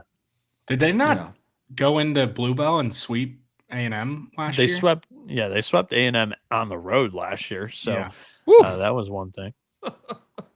So I mean, look, if you're a Mizzou fan though, and you're saying, hey, last year was a disaster. If you look prior, it wasn't a terrible year the year before. Can we figure this out? Is the roster better in your opinion this year, Bieniek, than say a year ago? They're not injured. So your silence says everything. Yeah. They're not injured. So last year they didn't even begin the year healthy, and they were the least talented team in the SEC. So they were already beginning the year on the wrong foot. Their ace, Javen Pimentel, went down with Tommy John surgery, and now he's back, and he'll be the Friday night guy for them this year. And that is a great thing to have because, 2 years ago when they had 9 wins, I think 3 or 4 of them came when Pimentel was on the mound, and he's a left-handed, honestly, a good ace, probably one of the top 10 ones in the SEC this year for a Friday night starter. If we were to throw all Friday night starters on a list 1 through 16, I think he'd land in my top 11 or 10. And he had a 3.61 ERA, 46 strikeouts, and 42.1 innings as a sophomore in 2024.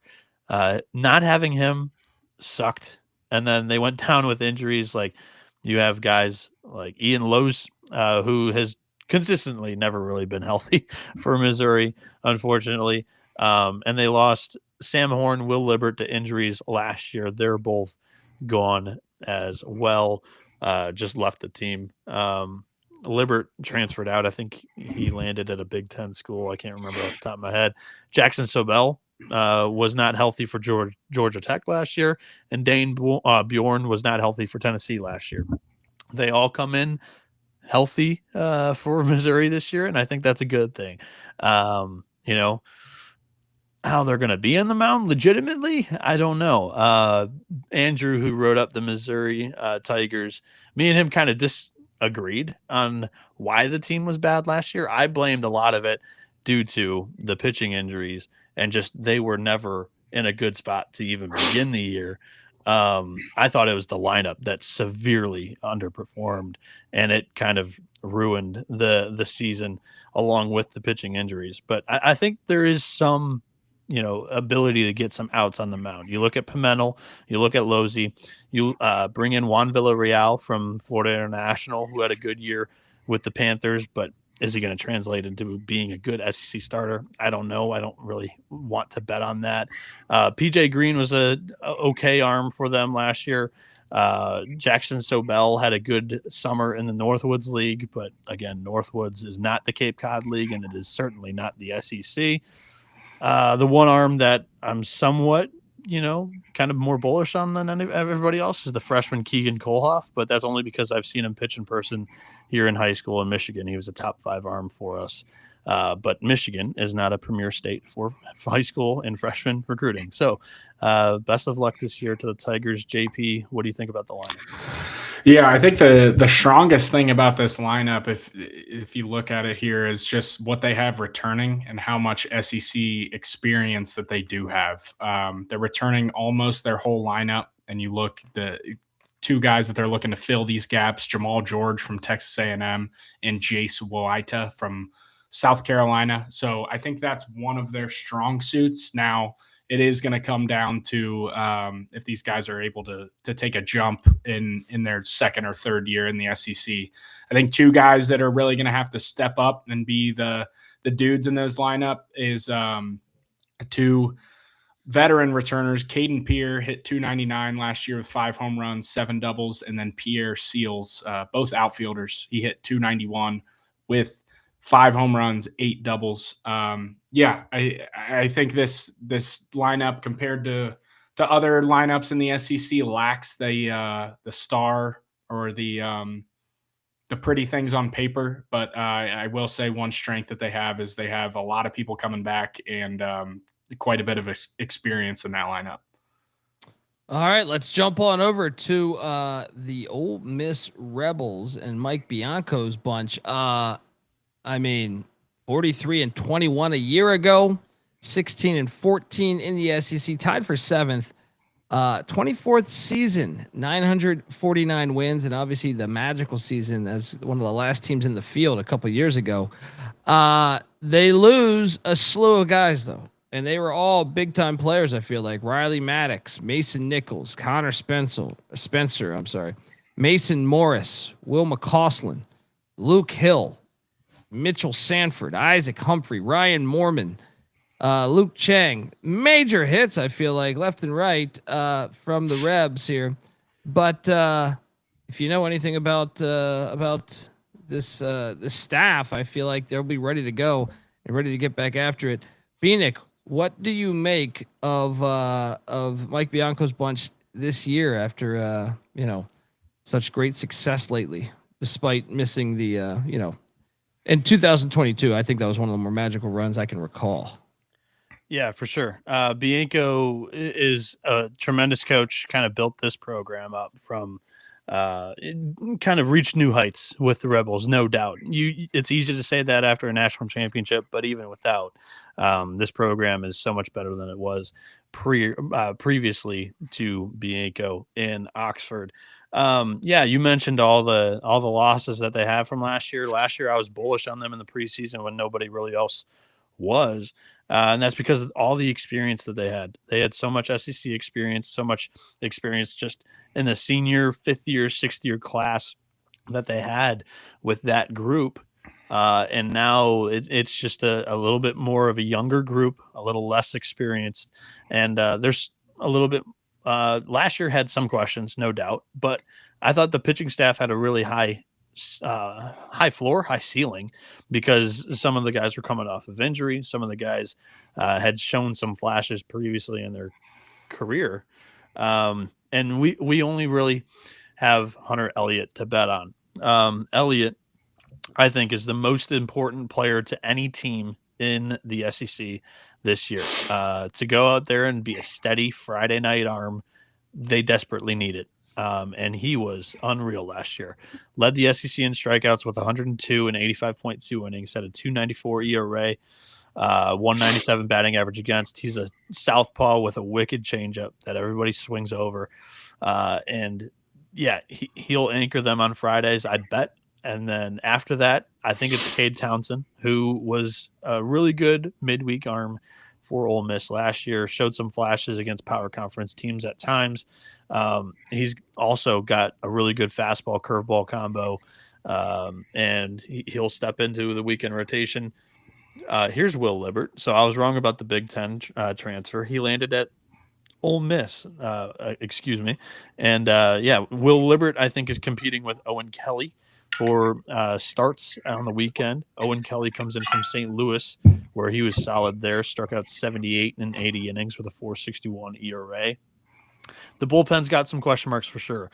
Hudson Calhoun had a 5.11 ERA. He, on paper, probably projects to be their best guy, best swing and miss guy, as he had a 170 batting average against. Walker Hooks returns. He was a freshman last year who made 22 appearances. And then after that, they're kind of relying on some young guys that don't have a lot of innings, or some up transfer relievers that we haven't really seen at the SC level. And there's some question marks. JP, how about the lineup, as they do have some returners, some starters, but others that they are looking for a leap in development here? Yeah, I'm actually really excited about who the Rebels are returning from this lineup, starting with the catcher, Austin Foley. Anytime you're getting 21 home runs out of your catcher, that's never a bad thing. Will Furness, the first baseman, at 305 with 12 home runs, 7 doubles. Dom Decker, 351 with 18 doubles. And then Judd Utermark, the big third baseman, hit 294 with 22 home runs and 11 doubles. And then if you go down here, they had some big freshmen last year, two pretty big recruits that kind of were dipping their toes in the SEC. We kind of mentioned how tough it is to play every day and be successful as a freshman. Hayden Federico and Owen Pano, I expect them to kind of grow into themselves in year two and make a bigger jump. And then who they're bringing in from the transfer portal, you got Daniel Pasella, the Illinois State transfer. He hit 355 with 20 home runs, 19 doubles. Tristan Becerra from Clemson. He hit 227 with 3 home runs, 2 doubles. Definitely just a guy who's looking to come over and get some more playing time. And we've seen that happen in the transfer portal era where a guy comes from a bigger school where maybe he wasn't getting the opportunities and he truly blossoms into a great player. So yeah, I'm pretty excited about what they're bringing back and this lineup in general if they can figure it out on the pitching side. There we go. Yeah, always a fun watch, I feel like. Next up, we have the Oklahoma Sooners, a team we kind of talked about briefly in the beginning of the episode. Skip Johnson, back for his 8th season, former Texas Longhorn guy. That's what this rivalry does. It's like the Schembechler thing. 267 and 175 there in Norman. They were 38-22 a year ago, 14-16 though within the SEC 12th place. So they want to improve on that for sure. They took some hits though, man. Kyson Witherspoon's gone. He was a beast for them a year ago. Cade Crossland, Malachi Witherspoon, Dylan Crooks, James Hitt were some of the hits. Also on the bats, Easton Carmichael and Sam Christensen, as well as Dawson Willis and Scott Mudler. Bieniek. It wasn't that long ago that Skip Johnson was having magical seasons, winning 45 games back in 22. Can they get back there? Are they flying under the radar perhaps in Norman? Certainly flying under the radar. And some, if you're willing to say, hey, I know that Skip Johnson gets the most out of his crew. They're not necessarily the TMZ team or pick in the SEC this year. A lot of them picking them in the bottom 4 of the league just due to on paper talent. By all means. And I would not argue one bit that stance at all, wanting to be bullish on Oklahoma being coached by Skip Johnson. But where he has some holes to fill is certainly on the pitching staff. And you mentioned all the arms that they lost. Kyson Witherspoon being one of the best Friday night starters in the country, got drafted in the top 15 picks, and they have to rebuild kind of the entire weekend rotation. They are looking towards the Mercurius brothers, LJ and Xander, to possibly start some games from this year. Last year, they had the Witherspoon twins. This year, they've got the Mercurius brothers. LJ is a junior from UNLV. He transfers into Norman this year after in the Mountain West, which is a very hitter-friendly league at elevation, had 58 strikeouts in 53 innings, held opponents to just a 230 batting average against. Xander Mercurius is a top 300 recruit out of high school, 5'11", 180 pounds with a four-pitch mix. Drew Rarick is a sophomore who only saw 7 innings last year for Colby, the rival. Texas. You want to search for the guns there and play the shots fired as I talk about this guy who was formerly the #1 recruit out of the state of North Dakota. He has a really good fastball, a nice pitch mix there, and I'm really high on Rarick being you disloyal fool ass bitch made punk. Oh, I'm sorry. Sometimes the soundboard just plays itself. Bieniek, yeah, I mean that's I won't even play the guns, but I think the audience is probably listening saying, the fuck is that? Continue though, Bieniek. Yeah, so I'm really high on Rarick, and I think that he's going to be a very, very nice addition, and he may work himself into being the Friday night starter by season's end. The other guy who's got Friday night stuff but hasn't quite figured it out yet in his college career, but they're hoping for big things this year, is Cameron Johnson, the former left-handed pitcher that as a freshman was at LSU, quickly transferred out of LSU for his sophomore season at Oklahoma, where he started the year in the weekend rotation and quickly fell out of it. Last year, he walked 25, struck out 24 in 21 innings, and that's kind of been the biggest thing for this high-voltage lefty, is finding the strike zone. So that's never a good scouting report for a pitcher, but that is just the case. He's got plus stuff, really good fastball, really good breaking ball, but he's got to hit the broadside of a barn. Reed Hensley is a fifth-year senior who made 23 appearances last year and is expected to be the closer, and I think he's going to be a really good one at that. He had a 2.94 ERA last year.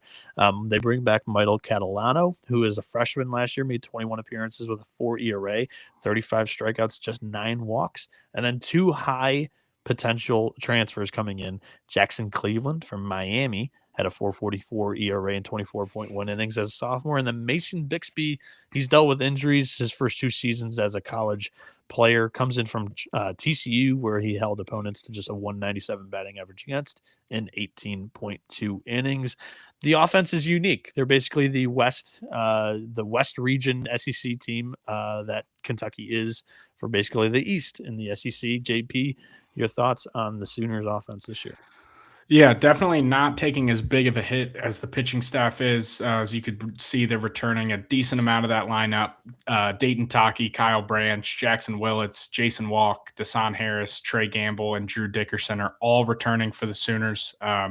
Jackson Willits hit 302 last year with 9 home runs, 10 doubles, and Dasan Harris hit 313 with 2 home runs, 4 doubles. Couple guys that are looking to transfer in and help them out offensively, starting with the catcher, Dayton LaChance. Noah, is that correct? I believe it is.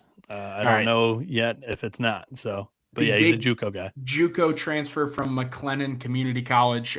He put up 21 home runs and 16 doubles with a 380 batting average. So definitely going to look to him to kind of be the power guy in that lineup. But no, I mean, it's similar to what you said.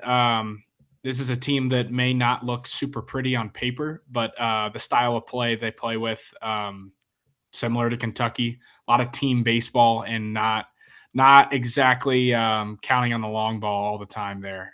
So this is kind of a big question mark team for me. I think after hearing you talk about the pitching staff, if those dudes and especially those transfers can come up and step up, obviously pitching keeps you in a lot of ball games, and I think they have a decent chance.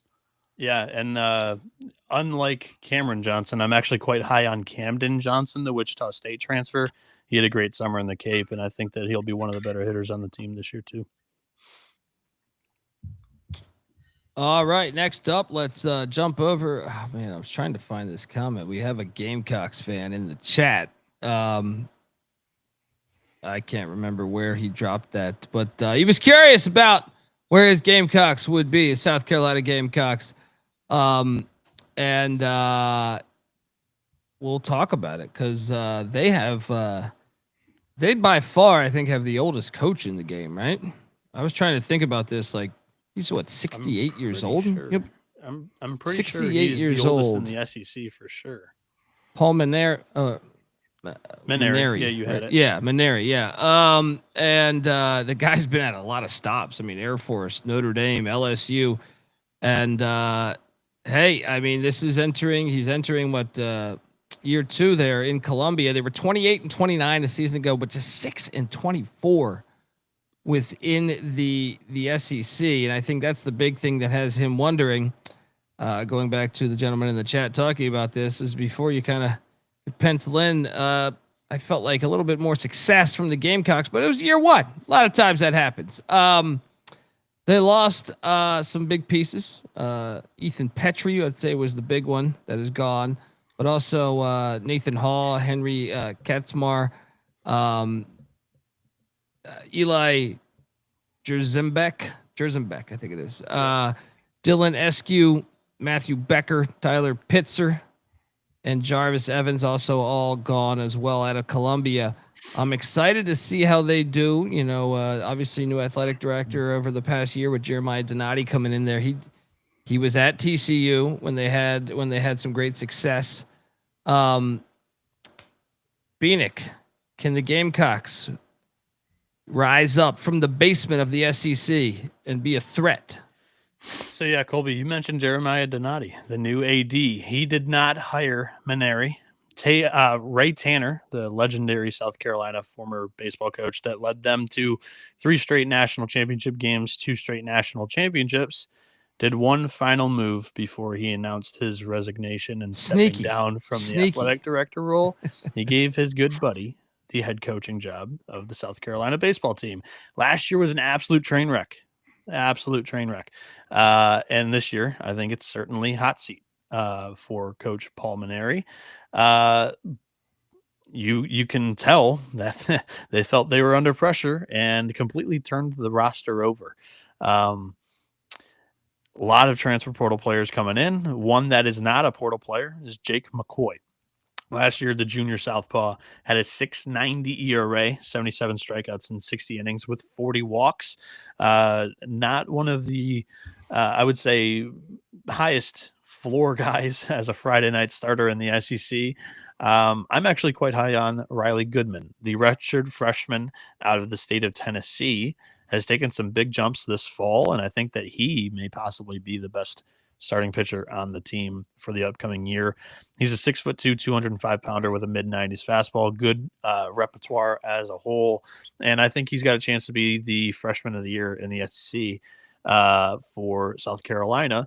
And yeah, there's plenty of other newcomers here. The transfer portal class requires a little bit more leaps of faith on the offensive side as they're relying on some jump up transfers or Big Ten guys coming into the SEC that haven't quite seen the the high voltage arms that basically come out of the bullpen left and right in the SEC. But this bullpen, I think, is quite a strength for South Carolina this year. Josh Gunther was a very good reliever for Wake Forest last year, a 3.41 ERA in 29 appearances. 47 strikeouts for him. Alex Philpott is a very tantalizing prospect out of Florida. Didn't quite figure it out last year for the Gators, but he's going to be a good arm for South Carolina that kind of just has really good movement, really good stuff. But they're hoping that he throws strikes alongside Josh Gregoire, who I think has a chance to be one of the better arms in this bullpen. He was the closer for UL Monroe last year, had a 2.41 ERA in the Sun Belt with 39 strikeouts and 33.2 innings, but he dealt with a back injury in the fall, and I'm not quite sure if I'm ready to flag plant him successfully being a top bullpen arm for South Carolina, but I think he's got the chance. Parker Marlott comes back. He was a good reliever for them last year. And then there's 2 more guys that are competing for a start on the weekend. It's Ant Phillips from USC Upstate. He was their ace last year, had a 3.64 ERA in the Big South with 81 strikeouts, 29 walks, and 84 innings. Or it's the lefty out of Virginia, Bradley Hodges, who in his first year of college baseball started a handful of games and had a 4.88 ERA. I'm interested to see how that battle shakes out. I have more confidence in Phillips and Goodman in this rotation than anybody else. And like I said, the pitching is kind of the side where I feel a little bit better projecting the transfers. The offense is where I kind of have a little less certainty. JP, how about you? Are you a little bit more bullish on them, or are you? Possibly. I think it's a huge question mark. I mean, anytime you see a roster turnover this much, as you can see, only returning one hitter that hit above 300 last year in Bo Hollins. Had a pretty good freshman year, though. Hit 306 with 6 home runs, 9 doubles. And then we may as well go right into the transfer portal, who they're bringing in to help them out this year. First baseman Eric Parker, who's transferring in from Georgia. Not much experience, but he was a top 100 recruit out of high school in 2024. So I mentioned it earlier, could potentially see some big things out of him. Logan Sutter from Purdue hit 367, 15 home runs, 22 doubles. Ethan Lazama from Western Kentucky. Tyler Back from Wofford. Luke Yahaz from Louisiana. Reese Moore from Iowa. Jake Randolph from Presbyterian, and Jack Reynolds from Gulf Coast Community College, Patrick Evans from Flodar, another community college, Aaron Jameson from Fort Scott Community College, who was at West Virginia previously. All of these dudes hit above 300, some of them well above 300 at their previous schools. So definitely have some sort of talent, some experience for sure. It's going to come down to what we've talked about in that translation to seeing the SEC arms. But yeah, I mean, I think if you're a Gamecock fan, you could definitely be optimistic after last year going into this 26 season. Yeah. And yeah, make or break year perhaps could be on the table there in Columbia. I think a team that I put with I don't know, like I would say by the way, I thought I was going to be talking about Tennessee, so we jump over to Texas. I don't think this is alphabetical. Oh, right? Or do we both hit? Okay. No, that's my screw up. We can do Tennessee because I was prepped for Tennessee too. Yeah, that's just me putting the slides on our projection. Did I leave Tennessee out in general? Here, I'll share my screen. Okay. Yeah, the Tennessee Volunteers. What I was going to say with the Vols is it's the dawn of a new day. You know, Josh Elander there. I find them to be one of the more exciting teams in the conference. Well, they've always been super exciting from their Ric Flair mink coat, you know, that they've been rocking on the home runs. But I'm very fascinated by seeing this team this year. Just because all the turnover in a way. I mean, they took some major hits to their team. Liam Doyle, Marcus Phillips, AJ Russell. They have a great home field advantage. They also took some hits at the bats with Andrew Fisher and Gavin Klein and Hunter Ensley and Dean Curley all gone.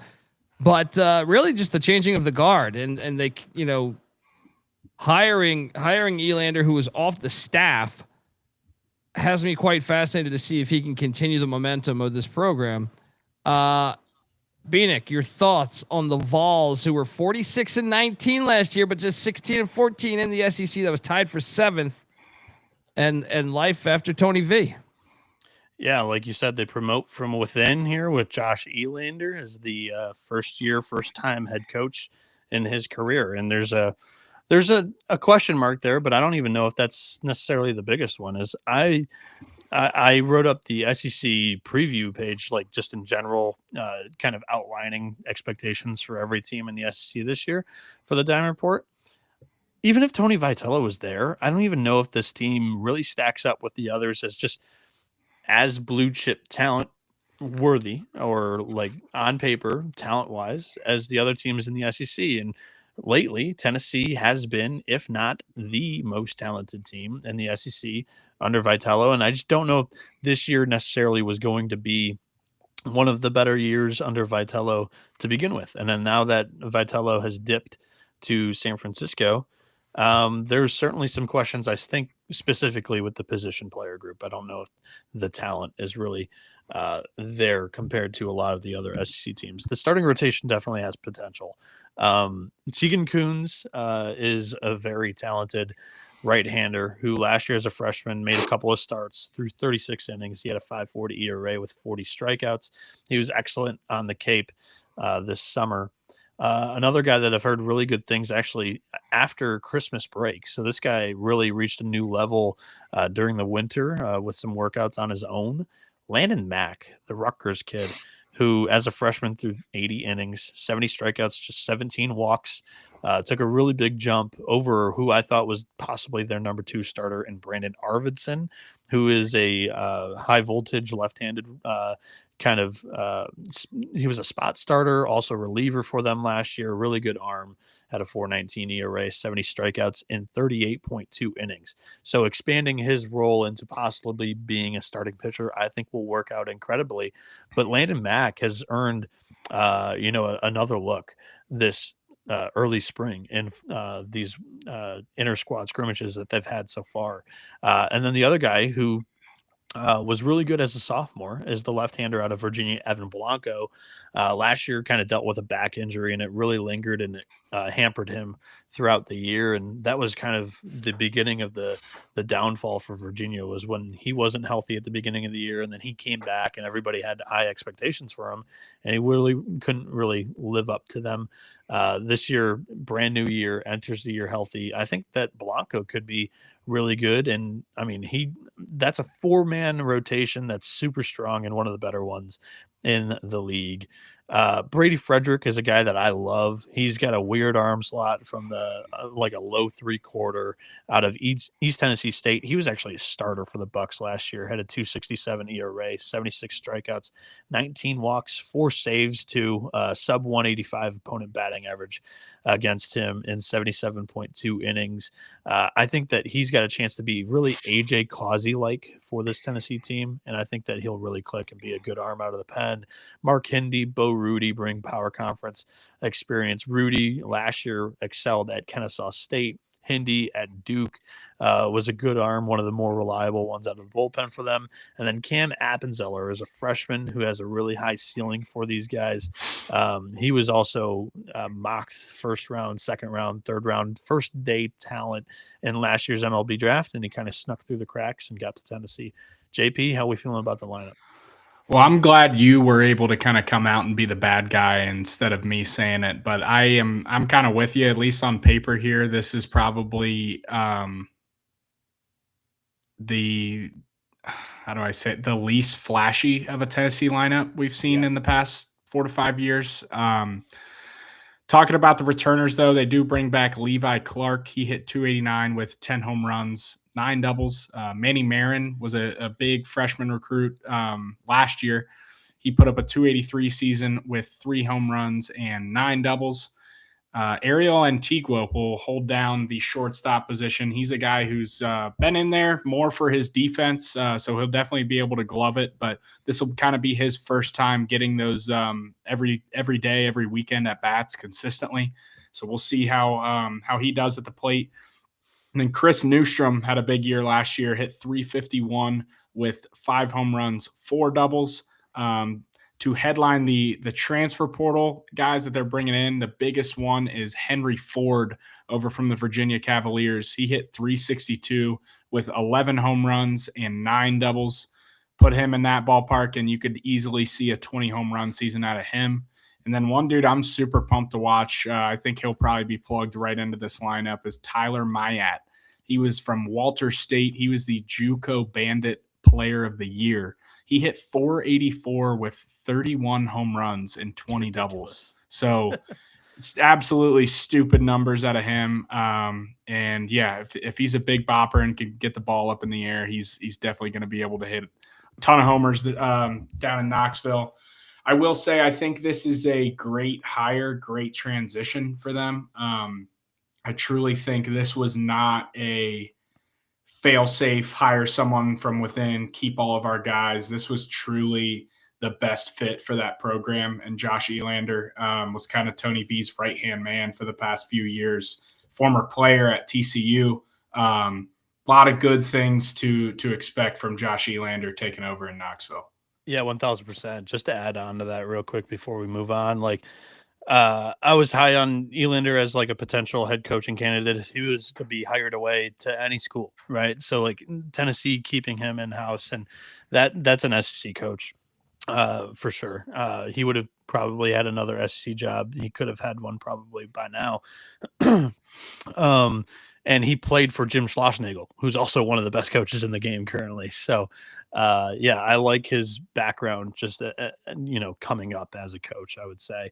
And then I think the X factor just in general, we all know that Henry Ford's going to hit. And Andrew and Quentin, who worked on this page together for Tennessee, did a really good job throwing in parentheses, third base, because if Henry Ford can play third base successfully, it really opens up another spot in the outfield for them to possibly fit in Mayat or Chris Newstrom, who they're kind of high on as a bopper. But if he can't, then Ford's in the outfield. And it's probably Ethan Moore, who's a talented freshman who also got through the draft. But that would be who they kind of have to use as a backup plan there. All right, let's go to the team we were kind of talking about for a second there. If you could jump back slidewise to the to the Texas Longhorns and Jim Schlossnagle. Look, as a guy that's traveled Europe some, I do remember getting pretty drunk, having a few Schlossnagels. But look, I mean, the guy's a fucking beast. I remember when he was at TCU. Yeah, I fully expect him to continue. Unfortunately, as someone that hates Texas historically, I mean, they got their guy, 44-14, 22-8 in the SEC last year, SEC champs. And I know they lose a slew of guys, Jared Spencer, Grayson Salner, Max Bellew, Rylan Gavlin, Jalen Flores, Kimball Schessler, Will Gasparano. I mean, they lost some guys, but the Longhorns, they got money, man. They just print money over there. I'm sure they're gonna be fine. I mean, but what a hire! What a hire! He follows the athletic director. Remember, they were together at TCU. And obviously the drama leaving A&M to go to Texas, for sure. Quite hilarious. What are you laughing at? My pronunciation. The fact that you just butchered every departing name, quite literally. It was hilarious. A hell of a performance by you. Yeah, thank you. That's what I do. That's what I do. All right, go check our BYU previews because I can't get shit right. Bieniek, it's Texas. It's supposed to be fucked up. All right. What are we doing here? Yeah. It's the evil empire and they're good again. What's new? Yeah, I mean, it was a hell of a hire by Del Conte, and Schloss and him are really good friends. So it made all the sense in the world. Here's my write-up on Texas. You can see it on the screen here too, but I mean, this is my exact analysis if I was to, say it on the pod. So I'm just going to read it off. Last year, they entered the 2025 season, picked 8th in the SEC, and responded with one of the most impressive league runs in recent memory, opening the conference play with 18-2 regular season record, leading to a regular season title, and earning the number 2 overall seed in the NCAA tournament. Ironically, I think that group may be ranked near the bottom in raw talent among Texas teams coached by Jim Schlossnagle, their recruiting coordinator, Nolan Kane, and pitching coach, Max Wiener, as they all stayed together on staff for what may not be a whole lot longer. Even after losing its Friday night starter midway through SEC play, Texas finished with the conference's best team ERA at 3.72, 7th nationally. In ERA, and with Max Wiener leading the pitching development, the Longhorns enter 2026 with arguably the highest pitching floor in the country. And that's because Luke Harrison, who's a left-handed starting pitcher for them last year, started mainly on Saturdays, pitched 70 innings with a 3.06 ERA, 72 strikeouts, 24 walks. And their closer as a freshman last year was Dylan Volantis, and he struck out more guys than Luke Harrison in 20 less innings with a 1.94 ERA. He's got the California curveball that everybody will love to drool over. He's grown out the hair a little bit more this year, and he held hitters to just a 185 batting average against and had a sub .90 whip, which is incredible with his freshman record breaking 12 saves last year in the SEC. Ruger Riojas returns. He was last year's kind of piggyback starter, swingman in the bullpen, fireman at times, coming in and shutting things down. He threw 69 innings. His ERA really bloated when they tried to transfer him or translate that into a starting pitcher once Jared Spencer went down with the arm injury. And his numbers were incredible prior to that. But nevertheless, 2 other guys that are kind of competing for starts as well are Jason Flores, who last year as a freshman had a 2.84 ERA and 61 strikeouts, 14 walks in 57 innings, pitched with 5 saves. He's a high 90s arm with a good slider. And then Brett Crossland is a freshman that everybody's getting excited about here right now. He was a really talented arm out of Arizona. He's a 6'5", 245 pounder, pro build, high 90s fastball, really good curveball. And then the other one's the left-hander out of Wake Forest, Hayden LeFew. another high voltage left-handed arm with a good fastball who works a changeup off of it. I just don't know if Schloss, Wiener are going to use 3 lefties in the weekend rotation. They'll prefer probably the high-octane lefty and LeFew in the bullpen alongside Thomas Burns, who can run it up in the triple digits at times. People struggled to hit him. And then Max Grubbs, who's got really good off-speed pitches, kept everybody off his fastball with a 284 ERA last year. Texas is going to be really good on the mound again.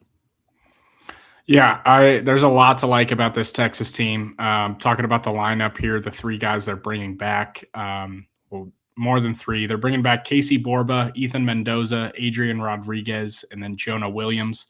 Ethan Mendoza hit 329 with 5 home runs, 9 doubles. Adrian Rodriguez hit 313 with 7 home runs, 14 doubles in his freshman year. And then Jonah Williams didn't get a ton of at-bats last year. Actually a member of the Longhorns football team. So freak athlete there, as you could probably imagine. 5-star safety, Colby. Yeah, 5-star safety, big-time recruit. So it's going to be super fun to watch what he can translate to the diamond here in such a short time of preparing. Transfer guys they're bringing in. Let's start with one of the biggest names coming out of the portal was Carson Tinney, the catcher from Notre Dame. He hit 348 with 17 home runs, 13 doubles. Temo Becerra, he hit 330 for Stanford last year. Aiden Robbins, he hit 422 for Seton Hall. And then Ashton Larson, the outfielder from LSU, hit 256. And Josh Livingston, the transfer from Wichita State, hit 283. Lot to like about this lineup for sure. I agree with kind of what you have up there in the biggest concern, which will be the bottom half of this lineup, or maybe bottom third. Always a question mark, I feel like, but I feel like if there is a one weakness to point out with this team, that's it. I'm super high on this team. Jim Schlossnagle in year 2. Noah talked about the pitching staff. Max Wiener leads that group, probably the best pitching coach in the country.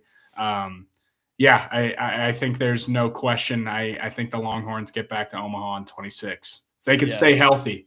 Right. The depth is a little bit of a concern offensively. So yeah. Texas 15-1 to win it all. They're my national championship pick. Also, just I didn't mention it with the pitching staff. I let you kind of have first dibs at it, but Carson Tinney, man, X factor for this team as the catcher. Last year with Notre Dame, they had a super young pitching staff that really performed very well in the second half of the year, and he was the best hitting catcher by far in the country the second half of the season. So the Evil Empire getting their hands on him is quite dirty, along with Adrian Rodriguez, who dude, he transformed his body. He lost like 15 pounds. He's going to play shortstop for Texas this year, and I think he's going to be all right doing it, because last year when I saw him in person, he wasn't the greatest defender at third base. And I've seen really good video from him moving at the 6th spot, and think that he'll do just fine. It's very similar to Colby Shelton playing shortstop for Florida 2 years ago. Everybody questioned it, but then it worked out just fine. So I think Texas will be fine on the dirt, and they've got the 5-star safety roaming the outfield and center field, along with Aiden Robbins, who is a center fielder at Seton Hall. So the defense should be good. The pitching staff's going to be great. It all depends on how consistent the lineup's going to be. Well, let's talk about, I mean, this is the best part about the alphabet, right? Is Texas A&M, the drama with what's occurred in the program the past, 15 months with Schlossnagle leaving for Texas of all places, and then Michael Early going 30-26 at 11-19. That was 14th place within the SEC a season ago. Sorry, the Arizona BYU game was getting very intense down there, but not the greatest first season. Not the greatest first season, as we talked about earlier with Mizzou going to College Station and knocking them off. That basically ended the year. That eliminated them basically from NCAA postseason potential.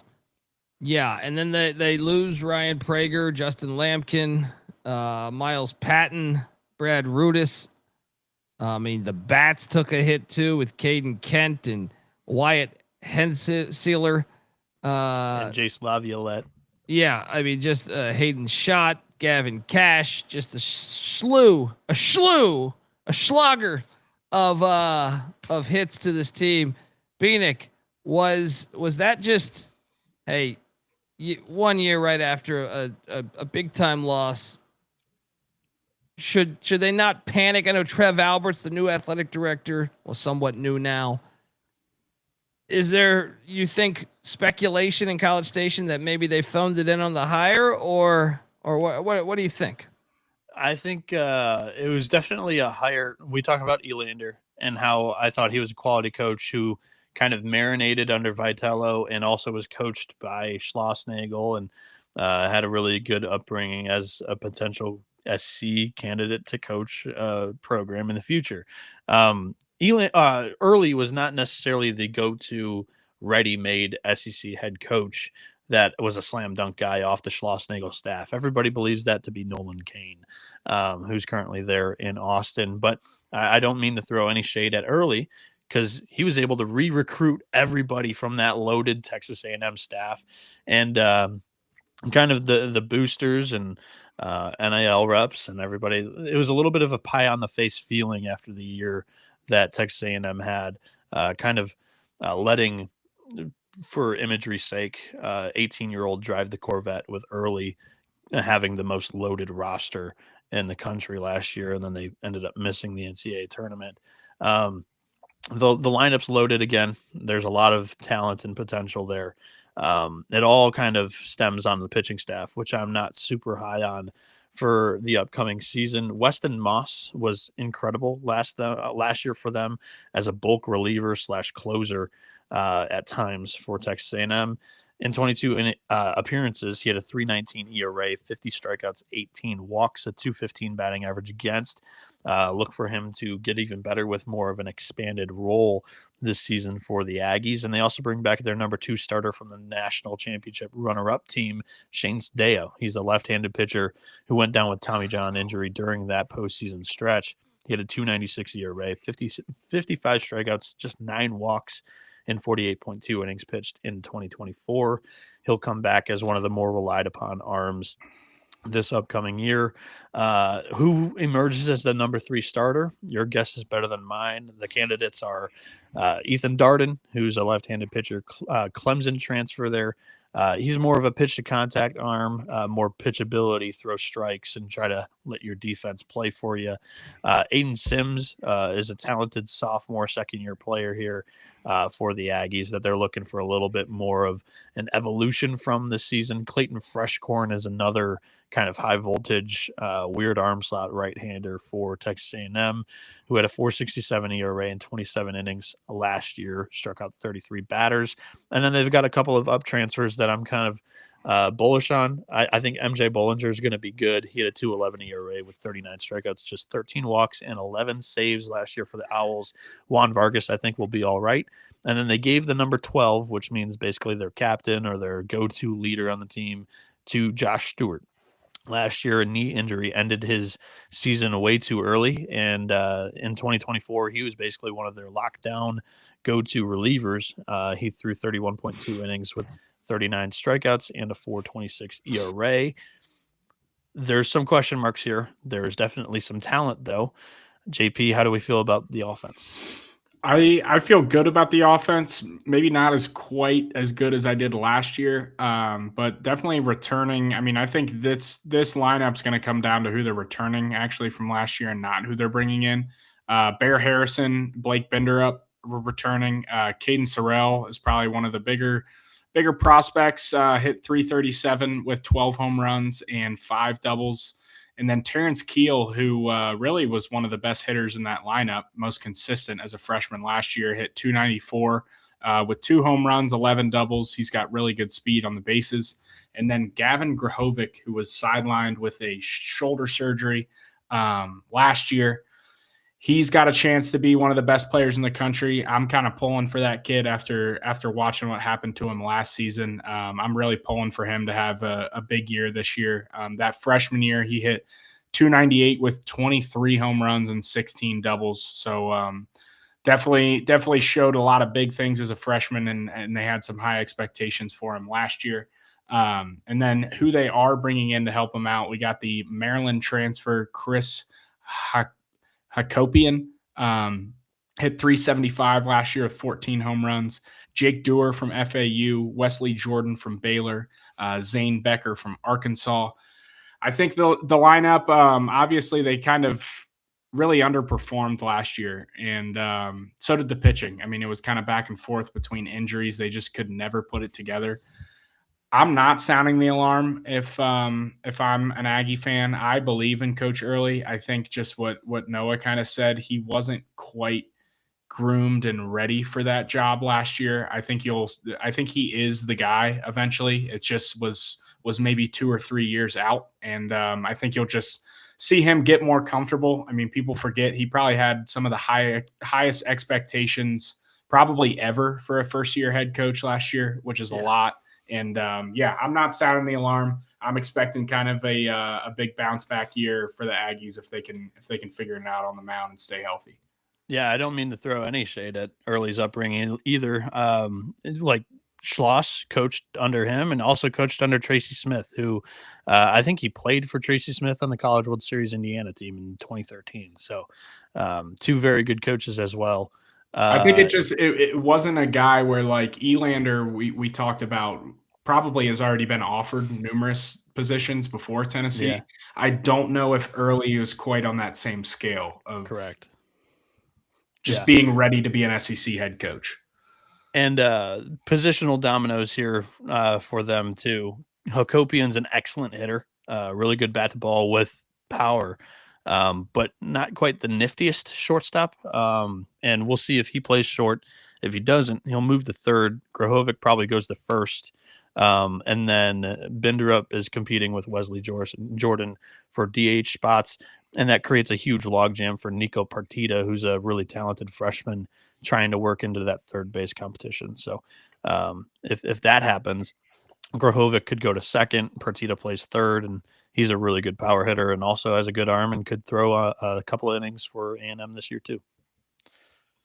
All right, final team on the slate is the Vanderbilt Commodores, who have the second oldest coach, I believe, and Tim Corbin, who's in his 21st season in Nashville, 964 all-time wins, 43-18 last year, 19-11 in the conference. That was third best, tied for third best in the SEC. So still doing it at a high level. Look, Vanderbilt, they're known for their pitching. They took some hits. J.D. Thompson, gone. Cody Bowker, gone. Sawyer Hawks, gone. Ethan McIlvain, gone. Bats took a little bit of a hit as well with Riley Nelson, Jacob Humphrey, Jonathan Vastine, and R.J. Austin, all gone. Bieniek, can the ageless wonder, Tim Corbin, can he do it again with the Doors? The expectations weren't high last year. They were like preseason in the teens, number 1 overall seed in the NCAA tournament. I mean, why doubt him? This was the one big error, by the way, in the original preview. It's been fixed, and the people that download it now don't have the error. But the X factor for Vanderbilt is not Hunter Elliott, unless he's pitching against him and getting bobbed against. The X factor for Vanderbilt, I wrote the page, by the way, so that was my fuck up. The X factor for them, I think, is going to be Brody Johnson, the shortstop, and then the uncut gem, which is basically like our talented prospect that could maybe hit, but a lot of people aren't really. He's not the TMZ guy, I guess, to pick the click. It's Riker Waite, who had an excellent Cape Cod League summer for Vanderbilt, but the pitching staff, this was the pitching factory before Wake Forest had the pitching lab. Vanderbilt's going to be really talented on the bump once again. The bullpen, I think it's the best bullpen in the country. Alex Kranzler returns as probably the go-to closer. From the right side, and the go-to lockdown guy, possibly stopper from the left side, is Miller Green. Kranzler was excellent with a 3.62 ERA, 40 strikeouts, just 7 walks in 37.1 innings. He had a 6-1 record last year. And then Miller Green from the left side had 5 saves, 3.80 ERA, 28 strikeouts, and 23.2 innings. Brennan Cyber returns. Matthew Shorey returns. Both of them great arms. Cyber had a sub 2.30 ERA in 23.2 innings, and Shorey has a starter's arsenal in a reliever role. In the rotation, the Friday night starter is Connor Fennell, and he's not necessarily the typical SEC Friday night starter because he's a smaller in stature, weird arm slot, high 80s arm. He doesn't even really throw 90-mile-an-hour fastballs, which is crazy. If you would have told me 5 years ago that Vanderbilt had this type of arm as their Friday night starter, but this kid is wicked. He's a bulldog on the mound. He had 84 strikeouts in 53.1 innings last year, which led the country, or it was top 5 in the country, I can't remember, in strikeout percentage with a high 80s fastball, which is incredible. It just has incredible ride, and he's got a really good slider to build off of it. Held opponents just 174 batting average against and had a 0.95 SIERA, which is an advanced analytic that really tells you whether they overexceeded expectations due to a little bit of luck or whether they didn't really get a whole lot of luck and still pitched incredible. This kid had a sub 1 SIERA. Austin Nye was an incredible midweek arm for them last year. He started midweek games, 3.55 ERA, 58 strikeouts in 50 innings. Luke Guth is expected to take a little bit of a step up into a starter's role. He had a 1.40 ERA in 19 innings as a reliever last year. And Aiden Stillman is a left-handed pitcher who's a freshman.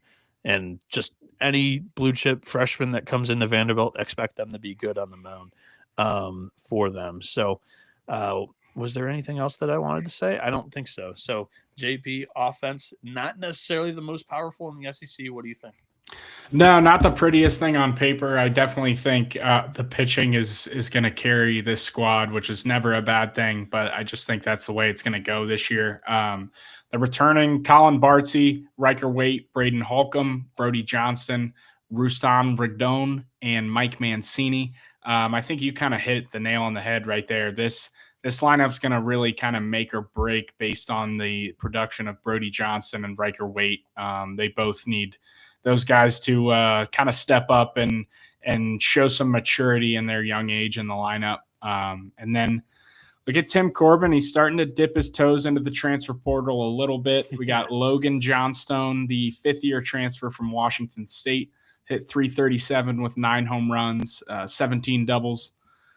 Or that was Logan Johnstone and then Carter Johnstone. I'm not sure if they're related or not. Brothers. The Big West Freshman of the Year from Cal State Fullerton. Hit 344 with 7 home runs, 14 doubles. And Mac Whitcomb from Tennessee Tech hit 360 with 15 home runs, 12 doubles. Definitely not a bad lineup. I just do think that this team's going to be carried by their pitching a little bit. It's going to come up to the production of those guys kind of stepping up. One note is we will see an uptick in power numbers from the Commodores this year. Tim Corbin finally got tired of playing in Knoxville so many times that he decided to move his right field fence in about 10 to 15 feet there. So expect to see a couple more homers out of the Commodores this year, at least at home. It helps those left-handed contact hitters, which there are quite a few of them here with this year's Vanderbilt team. And yeah, they're collecting Johnstons and Johnstones like it's nobody's business. So yeah, this team also, it's one of the weakest defensive and fielding teams Vanderbilt's had in I don't know how long. So it's a big question mark there too. It is not one of the stronger Vanderbilt teams, but I certainly do believe in Tim Corbin still. And yeah, last year he was kind of raked over coals in the offseason, got the team to outperform expectations into a number 1 overall seed in the NCAA tournament. They got bounced in the regional that they hosted.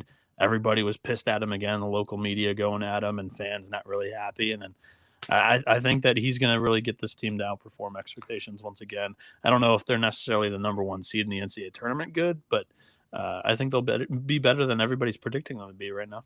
And I think this is going to be a hungry Vanderbilt team from what happened last year, which sometimes it's kind of hard to light a fire under a team that had so much success. But when you get bounced by Wright State as the number 1 seed at home, it should light a fire under you. I agree. Yeah. All right. That's our we went through all 16 teams.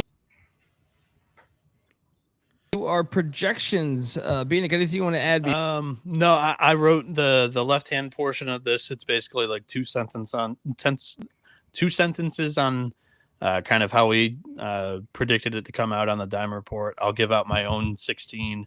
The preseason power rankings on the top right were a combined ranking of me and Andrew Rydell.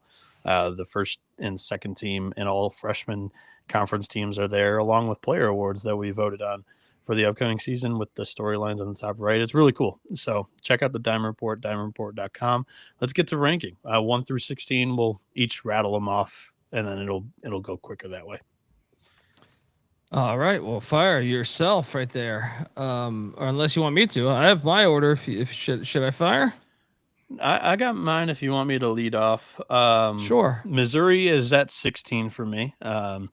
Missouri, or as commonly mispronounced, Missouri. South Carolina is 15.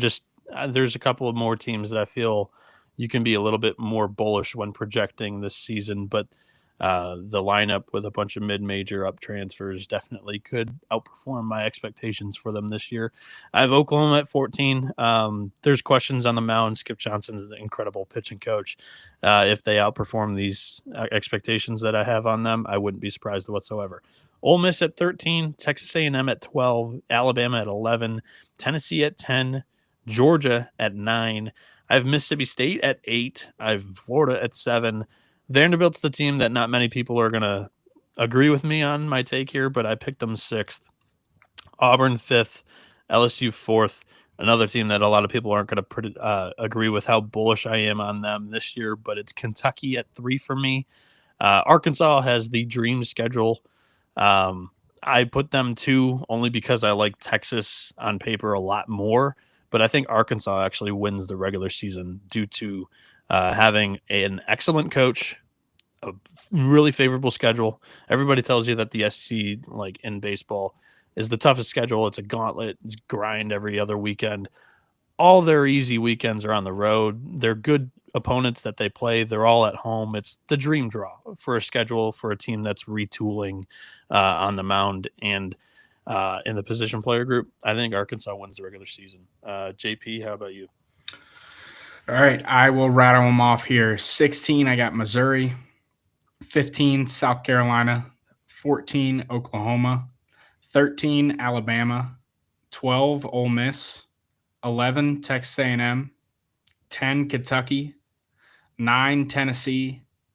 8, Vanderbilt. 7, Mississippi State. 6, Georgia. 5, Florida. 4, Auburn.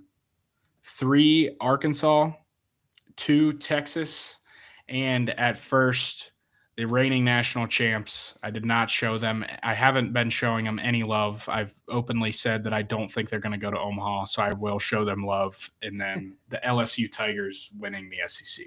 All right. There you go. I think we all have the same 2 teams in the basement here, but 16, I got Missouri, 15th, South Carolina, 14, I have A&M. Just gotta show me. 13, Oklahoma, 12, Ole Miss, 11, them Georgia Bulldogs. At number 10, Tennessee. At number 9, Alabama. Number 8, I have the Gators of Florida there. Number 7, Hail State. Number 6, Bieniek. We are locked up here with the Vanderbilt Commodores. At number 5, I have the LSU Tigers. At number 4, Kentucky Wildcats. You kind of sold me on that. I moved that up based on I had made these projections before. Moved them up a little bit. 3, Auburn. 3, Auburn. 2, Texas, because I'll never pick them to win anything. And number 1, the Razorbacks. The year after the year. All right, so get ready to pick up your raccoon and catch rabies in the park this year. Let's go. All right. We're still waiting on regular season title odds. We had those the last 2 years Not last year, but the year before we had win totals odds in the SEC. If those come out, we'll jump back on and do an episode on that and run through our predictions there. But yeah, conference tournament winner. All 16 teams make it. It's single elimination. Good luck. No buys. JP, who do you think is going to win it? Oof. I mean, this is a coin toss. It's usually never like who you would expect either. I'm gonna go with the Gators. I got them in Omaha. They're a team that, at least the past few years, when they have had success, they get hot late. They got the pitching staff to roll through a tournament for sure. I'm going with the Gators. I'm going to go with Tim Corbin and Vanderbilt. They've won the thing 2 or 3 times in the last 5 years. So Vandy always – there's some teams that decide to end up throwing it, whether or not they announce that. But a lot of teams can pitch off in this thing. Tim Corbin never does. He sends his team out there to win games. So Vandy. Roll Tide. I wish I could give you I wish I could give you a deep analysis of why. I just feel like it's a crapshoot here. They're going to be hot at the right time.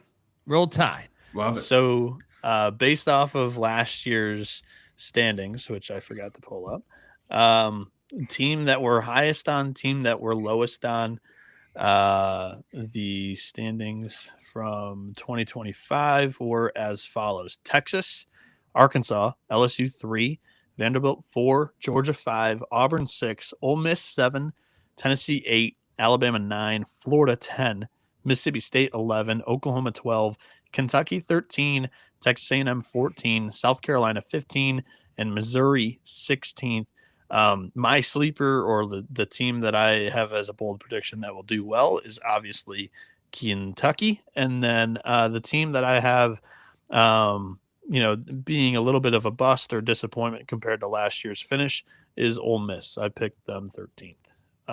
Colby or JP, who wants to go next? Well, I think I had Kentucky. I have Kentucky 4th. That would be the biggest number wise. Yep. Like the biggest jump. I'm trying to figure out who would I have as the biggest disappointment.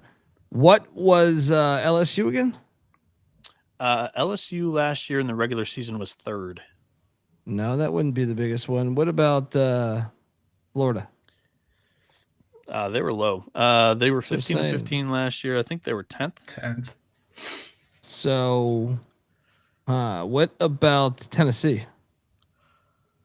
Looked like 8th. I don't know. This is actually kind of hard for me. I feel like everyone is a two. The biggest drop would be 2 spots. I think. Do LSU then? You picked them 5th. Yeah. They won the national championship. I think that's good enough. JP, how about you? Yeah, I mentioned Florida. I think they're going to have a huge bounce back. I will also I like Kentucky to respond this year. I'm going to go with the Aggies as my biggest response team in 26. And then this isn't really a huge drop, at least from where they finished last year. But I'll go with, I guess, Tennessee, just based off of the talent and expectations compared to 2 years ago. Not quite where they finished last year, but I will be interested to see how things go in Knoxville. I wouldn't be shocked if they find themselves just talent wise and all together a little bit lower than they have been in years past. And then the last thing is, how many tournament teams for the SEC this year? They had 13 last year. I think they get 11 with the possibility of a bubble team. I think all of A&M, Ole Miss, Oklahoma, and South Carolina are on the bubble, and they'll probably get that bubble team in because it's the SEC. So I think it lands on 12. I'll co-sign the 12. That's what I was thinking too. Give me 12. Yeah. I'll go 13 just because it means more. There you go. Brian in the chat saying you guys are sleeping on your dogs. Sleeping on the dogs. Which dogs? Georgia Bulldogs, I take it. I think Kozowick is a name that I actually recognize. I think that's probably Pops. Kozowick is a reliever for Georgia this year. Oh, there we go. Love it. Thanks for tuning in. Yeah, appreciate you, Brian, and best wishes. Vegas is not sleeping on the dogs. That's for sure. That's the one team where I feel like the value on them is lower than it should be. But Mason Kosowick, UTSA transfer, massive 6'7", 265. Looking forward to it this year. Let's go. Let's go. Best wishes for the season. Prove us wrong. Yes. And yeah, appreciate you. Folks, give Noah Bieniek a follow on Twitter at NoahB77_. I'm on Twitter at TheColbyD. JP's on Twitter at go back. You just took it off. JSPON _590. Make sure to also check out the Head First podcast. Also, me and Noah host the college basketball experience and football experience as well. I can't talk, but I'm on Twitter at TheColbyD. The college baseball experience is on Twitter at TCE on SGPN.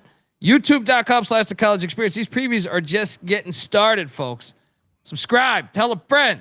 All right. We're not charging money. What's it help us help you? Just hit that subscribe button or on iTunes or Spotify or wherever. Even if you prefer watching the show, because this Diamond Report is fantastic, and we're some handsome gentlemen. I get it, but please, if you can, iTunes, Spotify, hit that subscribe button if you can. Appreciate you. Looking forward to we're just getting started. Looking forward to the next preview. Looking forward to these games start. We're right around the corner, folks. This is the college baseball experience. UT Rio Grande for his son, not UTSA. That's my fault. Ooh, that's a low blow. Low blow. They're new rivals, I feel like. Anyway, till next time. This is the college baseball experience. You better start thinking about yours. And we are out of here. Run and shoot.